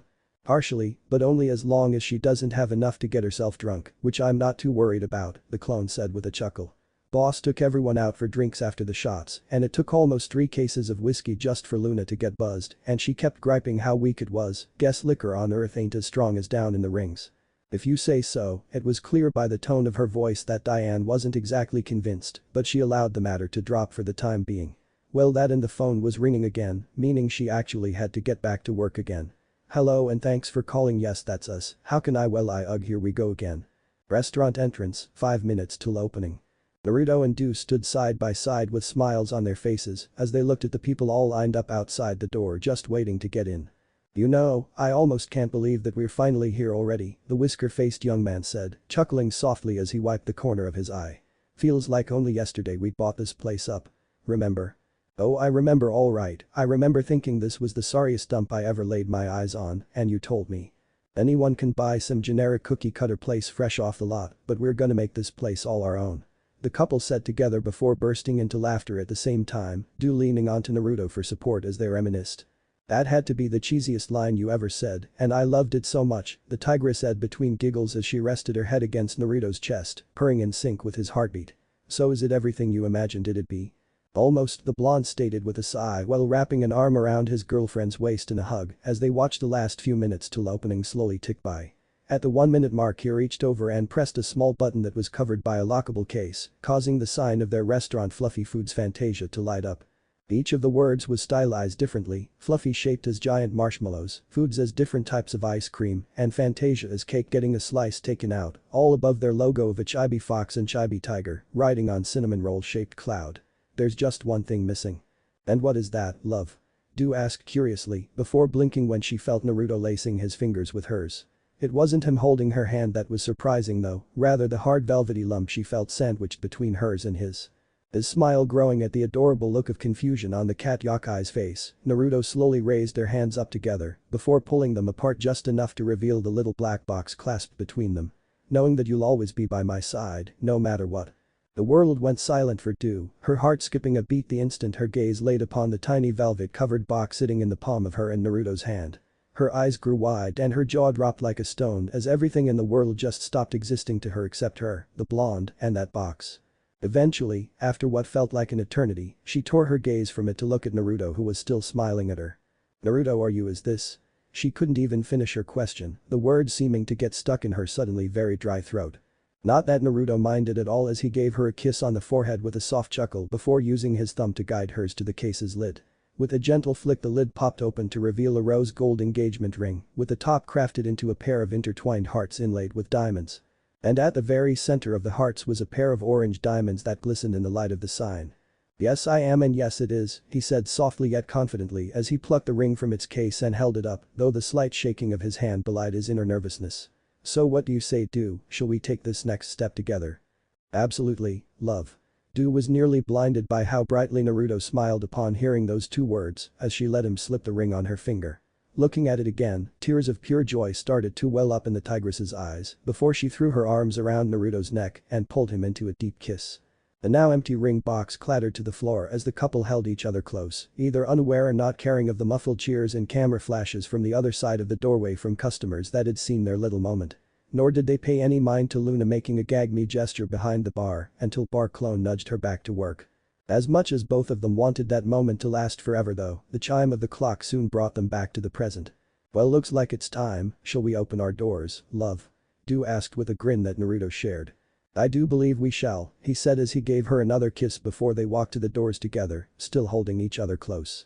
After the blonde undid the lock they each grabbed a handle, sharing one last loving look, and pulled the doors open wide. "Welcome to Fluffy Foods Fantasia, please come on in and..." "Yes." Naruto and Du were caught by surprise as tall very well endowed blonde woman with fox ears and 9 fluffy tails dressed in a shrine maiden outfit burst through the crowd of people. "Lady Yasaka." "Mom." Du and Naruto said at the same time before they were scooped up in the woman's arms, their faces buried into her sizable chest as she excitedly twirled through the restaurant. "Yes. Yes. Yes. You're getting married. Oh, it's about time. End chapter. Flashback. Asking her out. Naruto was nervous. More nervous than any other point in time throughout the years of his life. The day was Du's birthday and he only knew this after getting the info from Nala, something she oddly seemed reluctant to share with him. In the fridge in the kitchen, behind a majority of the food used for work, was a cake he had personally baked just for this day. Having worked with Du for almost a year at this point, Naruto wanted to make her birthday special. It wasn't just to celebrate, but it was also a means for him to thank her for everything she had taught him. Meat prep, veggie prep, seasoning, appetizers, desserts, and so much more. He thought the cooks at Yasaka's home knew their stuff, but they had nothing on her. "She's amazing," he mused internally, knowing that what he felt for the Tiger Imkai was much deeper than his so-called feelings for Sakura. What he felt for his old teammate was simple attraction, a puppy crush, if you will. But when it came to Du, he would proudly admit to anyone but her, at least, that he had fallen for the cool-headed woman. She was smart, talented, gorgeous, and she even started to find some amusement in his more childish moments. Seeing her smirk and hearing her chuckle when he did something silly or stupid never failed to make his heart flutter or his cheeks turn a bit red. He was slightly distracted through the day's shift, making small mistakes here and there that, sadly, got Du a little annoyed with him. He played it off by saying he hadn't slept well the night before, which wasn't exactly a lie. 4 failed attempts at her birthday cake, all of which were in his trash back home, would attest to his excuse. After getting his act together, he knuckled down for the rest of his shift until closing time, helping with the cleanup of the kitchen. When they finished, most of his fellow coworkers had already gone home and a couple others were bidding good evening to them. "Hey, Du." He spoke up, seeing her put on her coat in the locker room of the restaurant. She hummed back, giving him an inquisitive glance.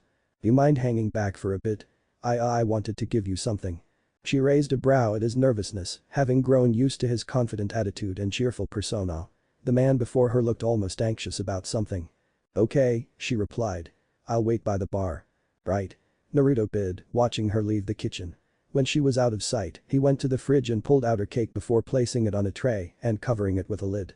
Taking a breath to steel his nerves, he whispered to himself, "This is it, Naruto, don't wuss out, now." Carrying the covered dessert out of the kitchen, he headed for the bar and started humming the birthday song as he approached Du. She turned to him with a look of slight surprise, which he took as a win as he placed the covered tray on the bar top in front of her. "Happy birthday to you," he finished the song vocally. "I made you a cake last night and I was worried about how you'd like it. That's why I was distracted so much today," he added, coming clean about what had happened. "Naruto," she muttered softly. You didn't have to do that." "I know. But I wanted to. You've done so much for me since I started here and I wanted to show you my appreciation. Doing something for your birthday was the kick in the ass I needed to actually do it." She smirked softly at that. "You gonna show me your efforts, then?" Nervousness rising once more, Naruto nodded and grabbed a lid by the top handle before lifting it to reveal the personal-sized cake.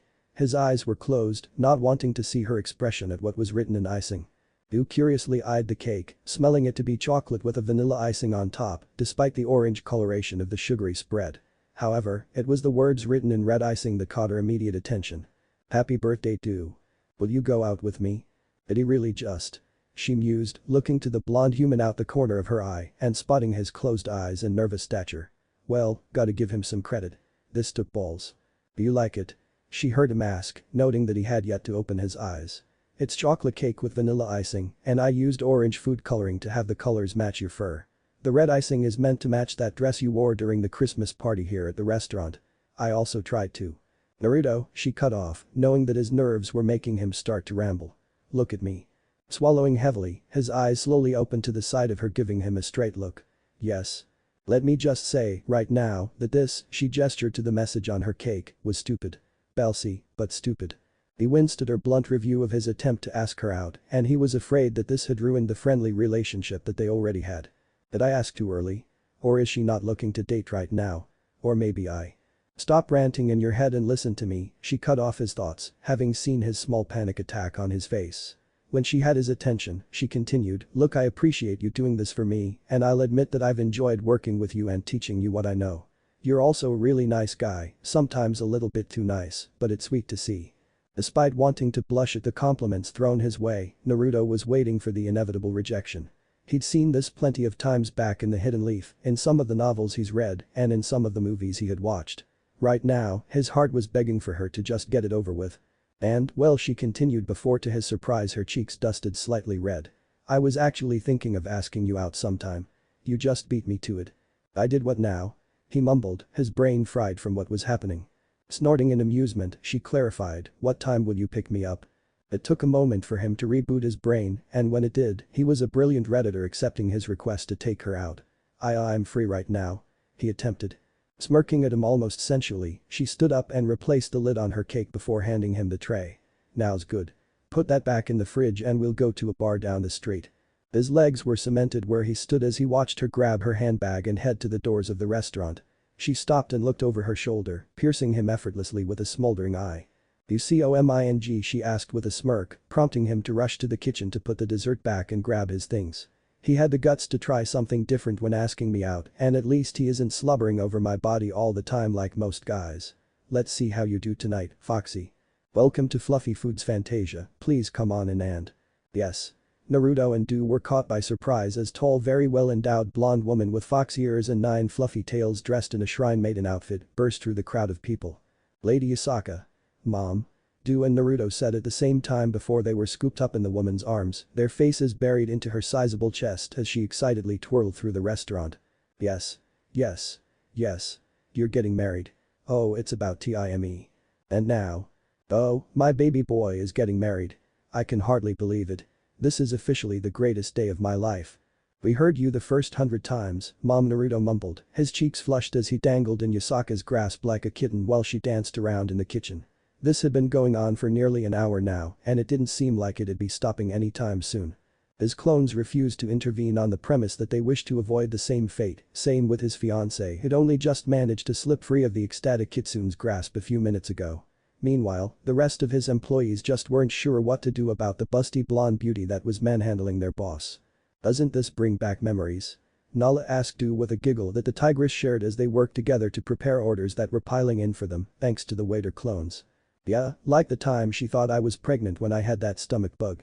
I actually thought my ribs were going to be crushed from how tightly she was hugging me. Du sighed nostalgically while drizzling seasonings onto a steak that she was about to sear, getting the lioness to snort in amusement. Her gaze kept drifting to the ring currently hanging around her neck on a chain, as she couldn't wear it on her finger while preparing food, which just made her happier every time she saw it. It may seem odd to some that the two of them were talking so amicably after being so hostile towards each other earlier. Well, it was true that they may absolutely despise each other at times, mostly due to their shared love interest, but that didn't mean they couldn't get along outside of that. Okay, they also made a mutual pact to keep their rivalry out of the workplace, so as to not mess things up for Naruto. There's so much to get ready. There's the venue. The theme. Oh, and of course the dress. Yusaka squealed at the top of her lungs, her tails wagging so fast that a passing clone was nearly blown off his feet by them. I know mom, I know, now could you please put me down? I have work to do. The whiskered boy in her grasp said as he squirmed desperately for freedom. However, the busty blonde's grip was like a bear trap, refusing to budge even a centimeter, no matter how hard he pushed. I can already see it. A lovely beach wedding in the sunset. Ooh, or maybe a classic chapel one with flower petals raining down from the ceiling. Over on the other side of the kitchen, a quivering Hana was watching her fellow kitsune dance around with wide eyes. Lady Yusaka is Naruto's mother. Yusaka, the leader of the Kyoto, one of the most powerful yokai on the planet, was the mother of her boss and landlord. She tried to offer herself to the son of the Kyuubi of Kyoto. Yes, mother adopted big brother a few years ago. The poor vixen nearly jumped out of her skin when a voice she didn't recognize spoke up right behind her. Her fur puffing out, she whirled around to see a young blonde girl with yellow eyes and 9 small golden tails, wearing a red and white Maiko outfit standing in the back door. Lady, Kunu. Hana squeaked out, shaking from head to toe, before she clapped her hands together and bowed her head respectfully. It's an honor to meet you. Ah, and you must be Hana, Naruto told me about you, Kunu said while looking over Hana curiously, humming softly under her breath as the older kitsune squirmed under her gaze. The silverette's nervousness skyrocketed upon hearing that Naruto had actually talked about her to his family. What if he told them about what she tried to? He's right, you are adorable. All thoughts in Hana's head came to a screeching halt. Adorable. That's what I said, isn't it? Now not to be rude, but shouldn't you be working right now? The young Nine Tails pointed out, gesturing to the tray of food that was just waiting to be brought to hungry customers. This caused a single mother to flinch before she bowed and left without a word, her tail literally between her legs as she scurried off to do her job. Sheesh, he wasn't kidding about the skittishness either. She looked like she was gonna need a new pair of pants if I didn't give her that out. Shaking these thoughts out of her mind for now, Kunu continued her way towards her mother. As she stepped all the way through the door though, it was revealed that the fox girl was not alone as she pulled along a little red wagon behind her, and in said wagon was yet another Kyuubi. However, unlike Yusaka, Kunu, and even Hana, this Kyuubi was completely fox in appearance. Napping atop a luxurious plush pillow, it was about the size of an average fox, with its 9 tails coiled around itself haphazardly.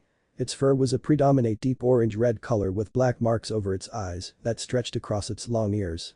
Sniffing the air, one of its eyes cracked open to reveal a glowing red eye that lazily looked around for a few moments before shutting again with a soft huff. Mom, Kunu snapped her fingers loudly while she approached, getting Yusaka to finally snap out of her ramblings about weddings. As exciting as it is that Naruto finally dug up the nerve to propose, I'm pretty sure he does need to actually get to work. It being the grand opening of his restaurant and all that. Oh right. I'm so sorry. Naruto dropped onto his own 2 feet once more when his adoptive mother let her hold go slack. She scratched her cheek with a sheepish giggle while the whiskered teen tried to straighten up his uniform. I got a little carried away there, didn't I? No more than I thought you would, Naruto said with a chuckle that Kunu shared as he smoothed out the last few creases on his apron, causing Yusaka's cheeks to gain a faint embarrassed blush. Usually the bodacious blonde was quite calm, dignified, and a touch flirty at time, but when it came to her children, she had a habit of getting a little very over-emotional at times. She didn't have long to dwell on these thoughts though before she was suddenly thrown for a loop when her son suddenly spun around and wrapped her up in a hug of his own. And I wouldn't have it any other way, Mom. He murmured, making Yusaka blink before a tender smile spread across her lips as she returned the hug. Ugh, I think I'm gonna be sick. Don't be such a grump Uncle Kurama, I know you're happy for him too. Kunu chided the kitsune in the wagon when he made a mock gagging sound. Scoffing, the now named Kurama rolled over on his pillow and buried his head underneath his tails. I could care less if that loud idiot decided to get hitched or not. I love you too, buddy. Said idiot retorted as he and his mother broke their hug, the blonde snorting in amusement when the kitsune held up two of his tails, the second one curled up to give a near-perfect imitation of a hand flipping the bird. Shaking his head, Naruto flipped the fox off back while gently ruffling his little sibling's hair with his free hand. And thanks sis, pretty sure I would have been stuck like that all night if not for you. You're kidding right, you'd have been lucky if she'd let you go within the week. Kunu stated with a dead serious look before they both burst into fits of laughter while Yusaka pouted. I'm not that bad. Yes you are. Nobody asked you. So, they're the ones who took you in when you got here? Lop asked a clone by the sinks as she dropped off a large stack of dirty dishes for him to wash. Mom and sis gave boss a place to stay and helped him get on his feet, the whiskered duplicate said with a nostalgic laugh. It was supposed to only be for a few weeks, but as you've probably guessed, things didn't exactly go to plan. The mom and sis part kinda gave that away, the leapy admitted, giggling softly as well before pausing out of the blue as one of her ears twitched. Her head tilted cutely to the side as she looked around in apparent confusion. Is someone supposed to be playing a flute? A flute? No, there shouldn't be. Dishwasher Naruto said unsurely, his face scrunching up in thought as he tried to remember if his creator had made a music clone. He could in case some customers wanted live music to enjoy their meals, but as far as he knew a flute wasn't one of the instruments he could play well yet. In fact, the only one his creator knew who could play a flute was oh boy. Oh boy. Lop repeated in confusion which only continued building up when the clone suddenly doubled over with an amused yet exasperated sigh. Why? The otherworldly rabbit girl was abruptly cut off by the back door getting kicked open, allowing a mouse girl in a familiar red dress to strut in while playing a dizzy.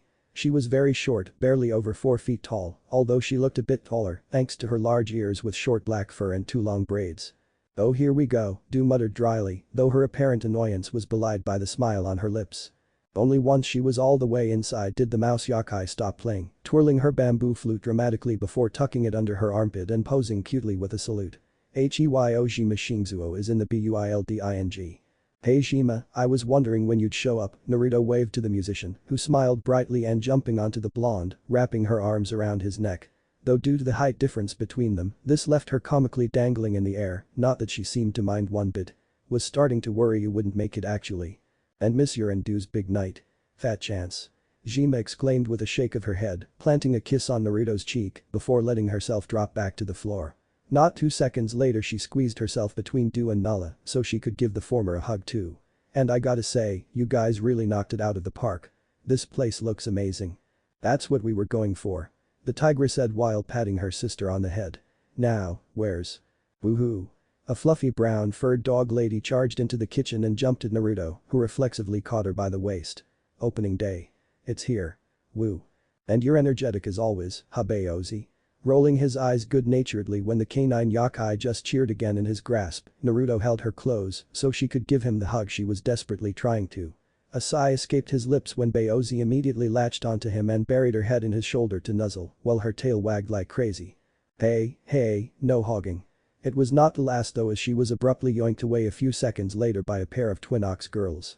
They looked almost identical reflections to each other with long black hair, one up in ponytails and short grey fur, even having mirrored horns with one having her horn cut down to the base on her left side and the other on her right side.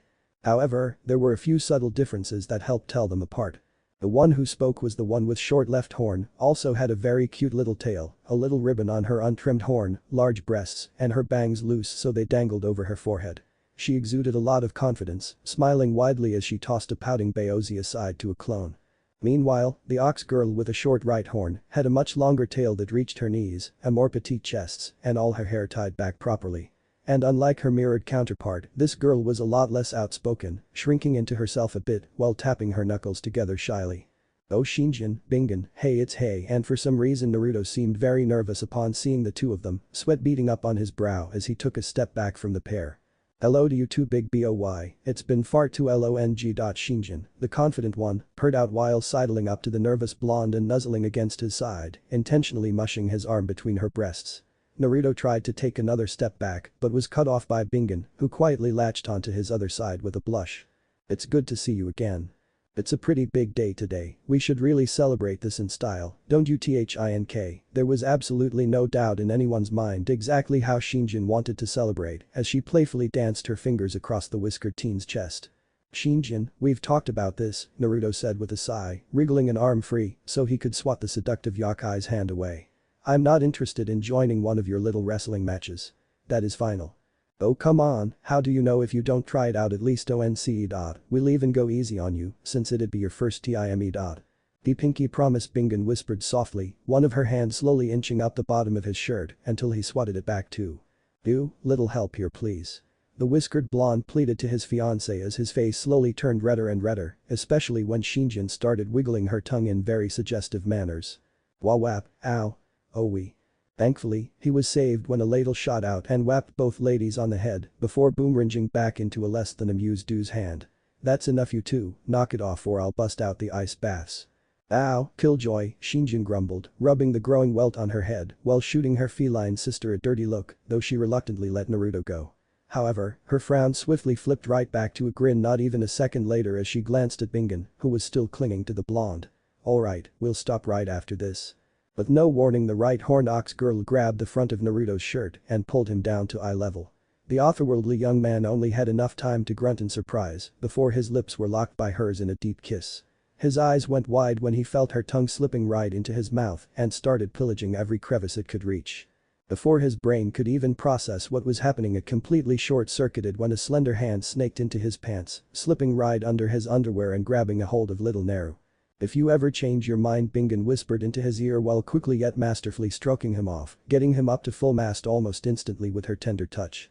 Oh my, Yasaka quickly clapped her hands over Kunu's eyes as her jaw dropped to the floor like a stone. Meanwhile poor Lop and Hannah ended up walking right into each other while carrying pitchers of water, dousing themselves in cold water. And yet even then they still couldn't stop themselves from watching. Here we go again. Kurama muttered with an amused snort, propping his head up on his tails for a better view of the drama unfolding. That does it. Everyone flinched at the sheer volume of Du's voice as the tigress glared bloody murder at her oxen siblings. Reaching into a nearby cupboard, she ripped out the biggest fucking cleaver any of them had ever seen and held it over her head with a menacing growl. Breaking the kiss, all of Shinjin's prior confidence vanished as she and Bingen gulped nervously at the sight of the colossal meat-carving knife. And that's arcade leave, later Naru. And like that the pair were gone, bolting for dear life with one very angry feline hot on their tails. Get the fuck back here. I'm gonna turn your asses into beef stew. Back to work. Naruto said when he noticed everyone staring at him, coughing into his hand to clear his throat as he awkwardly tried to hide the tent in his pants. 2 minutes 32 seconds, that's got to be a record for those two to piss off Du. Yet another new voice stated before 3 more ladies waltzed in through the back door one after another. The first, and the one who spoke, was a pig yakai with pale ghost white skin speckled with light pink patches and had long brown hair done up in 2 loose braids that framed her face and a long braid that went up behind her before dropping to her lower back. An old straw hat sat atop her head, wedged between her ears, while she held an old-style pocket watch in her hand. The second lady was a rabbit with white fur and hair, the latter being so long that it almost touched the ground. The most defining thing about her though was the pair of large crimson ears that stretched nearly 2 feet tall before folding in half, an inch-thick gold rod with red caps pierced through them both at the folding point. And lastly was a chicken woman, covered mostly in bright red plumage with black feathers on her arms and tail, while white ones covered her lower mouth. She also had a mix of white feathers and thick white hair atop her head that was mostly tied together into a big afro-like bowl with a single braid that draped off the top. And unlike all her siblings, she was adorned in a white t-shirt with matching shorts rather than the usual red and gold dress. Oh hey Yumi, long time no see. Nala called to the pig woman cheerfully, to which she got a wave back. Hey Nala, good to see you too, happy opening day and all that, Yumi said, stuffing her watch away and giving the lioness a high five. Sorry we're late, but we had trouble fitting everyone into the car. In hindsight it was poor planning to expect 6 people to easily fit into one convertible. The bunny girl stated, speaking barely above a whisper as she crossed her arms. Well, it was only supposed to be 3 people, me Antiao, the feathered lady stated, while giving the now named me Antiao a dirty look, who didn't even blink at the accusation. Maybe if somebody hadn't changed her mind at the last minute it wouldn't have been such a big hassle getting everything going. I do not have any regrets, was all the rabbit woman said, her voice and expression ever stoic as she brushed past her sister. Walking across the room, me Antiao stopped before Yasaka and respectfully bowed her head. Lady Yasaka, Kunu, a pleasure to see you both again. And you as well, mi Antiao, the older kitsune stated with a soft smile, while her daughter simply waved politely. How have you been doing? Well enough, thank you, the rabbit bowed again before turning to Naruto with her yellow eyes, turning a glowing blue. The reason for this was soon revealed as a similar glow enveloped Naruto, and he slid towards her as if being dragged when she flicked her wrist. Once he was close enough, the glow faded away on both of them before Mi Anjiao slipped herself under one of the blonde's arms. And hello again to you too, Naruto, it's been much too long. It was only a week and a half, he mumbled with a sheepish chuckle, his blush dying away to a light dusting on his cheeks as he scratched the back of his head. Much too long, the telekinetic bunny Yakai repeated while resting her head against his chest, humming softly in approval when the blonde gently rubbed the top of her head. A tired sigh escaped her lips as she just seemed to deflate against him, little bags becoming a lot more noticeable under her eyes. The little ones were very restless, they missed their favorite uncle a lot. Is that so?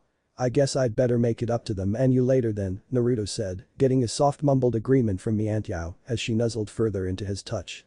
Speaking of though, where are those little mischief makers? Back in Lizzie's car still, Yumi started to say, heading for the back door as she spoke, only to suddenly get bowled over by several little bunny yakai. Said bunnies then made a straight beeline for Naruto, who sighed in amusement and gently pushed Mi Antiao's side so he could hold his arms out. And not a second too soon as all of them pounced him, the impact actually making him slide back about a foot as he wrapped them up in a hug. Now that they weren't moving, everyone could get a good look at them, 3 of them to be exact. All girls who looked about 2 years old, they looked almost exactly like younger versions of Mi Antiao, only with reversed fur and hair colors. They were also completely identical each other aside from the color of their eyes, with one having vibrant yellow eyes like her mother, one had sky blue like when her mother was using her powers, and the last one had soft violet. Unk. Shush you. Bah. They exclaimed at the same time, hugging him together with big smiles on their faces that he just couldn't help but share. Hahaha. Your mama wasn't kidding, you girls must have really missed me, huh? He asked, getting 3 excited nods in return before his expression grew serious. You haven't been giving your mama trouble for that, have you? No. They said at the same time again, shaking their heads in perfect sync. However, this also meant they shared the same guilty looks as they avoided meeting the whiskered blonde's gaze. Ding, Ping, and Ling Xingzuo, you better not be lying to me, he said with a firm look at each of the girls, his cerulean eyes locking with yellow, blue, and purple gazes with each name. Each one flinched a little and bowed her head, but otherwise refused to answer again. After about a minute of this though his gaze softened as he shook his head with a soft sigh. Alright, but if I find out you girls have been then it'll be no more of my triple layer brownies for a month, got it? Getting 3 little nods, Naruto smiled softly before giving each of them a kiss on the forehead. That's better, now then, who's hungry? Me? Food. Food. Bought treats. That's what I thought. The whisker-faced blonde said with a chuckle as he carried the triplets off to get them something to eat in the break room, with Mi Antiao naturally following after them. Almost right as they left the kitchen did Do come waltzing back in, still steaming mad, but thankfully no longer armed. She wasn't alone though as she was followed by a dragon woman with green skin, long ankle-length hair, 4 yellow horns, 1 short and 1 long on either side of her head, who patted her back supportively. You should have let me gut them, Lei Jiao. Sure I should have, just like the 100 other times you tried to. The now named Lei Jiao said with an amused shake of her head, as well guiding the tigress back to her workstation. A small amount of warm steam oozed out of small holes that were peppered all over the greenette's body, washing over her furious sister and soothing her burning temper. I'm with Du, those 2 morons had it coming for years. A goat lady said as she stumbled along behind them holding the tigress's cleaver in one hand and a bottle of sake in the other. With short grey fur and a pair of plain horns, there wasn't too much distinguishing about her, aside from the rope headband she wore, a large fluffy tail, and the permeating scent of high-quality sake that followed her. You're just saying that because you're drunk again, King Ju. Yet another new girl, a monkey girl with blue fur and a long tail that split into 3 at the end, said in a dry tone. Again? That implies I've actually stopped being drunk, King Ju snorted while going to take another swig, only to find her hand suddenly empty. The fuck? Where's my fucking drink, Shiryu? That is not something to boast about, Shiryu stated, holding up the missing bottle with her tail, the 3 ends acting like fingers to grip it before she tossed it into the trash. Would it kill you not to drink for 5 minutes? Probably. Her drunken sister said without hesitation, sticking an arm into her own tail and digging around inside the fluff for several moments before pulling out another bottle. Ripping the cork out with her teeth, King Ju spat it out at the monkey girl with surprising accuracy given her inebriated state, forcing her to catch it with her tail. You're incorrigible. I don't even know what that means. Anyway, Shiryu shook her head and looked around the room, idly tossed the cork into the trash. Which one of you is the real Naruto? None, boss is helping me Antya with the triplets. A waiter clone told her while pointing towards the break room, getting a thumbs up from the monkey girl's tail. A tails up.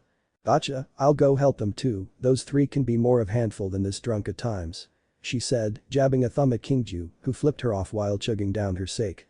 Great Do sighed as her fiancé was yet again kept from his job, though at least this time in a way she genuinely couldn't fault him for.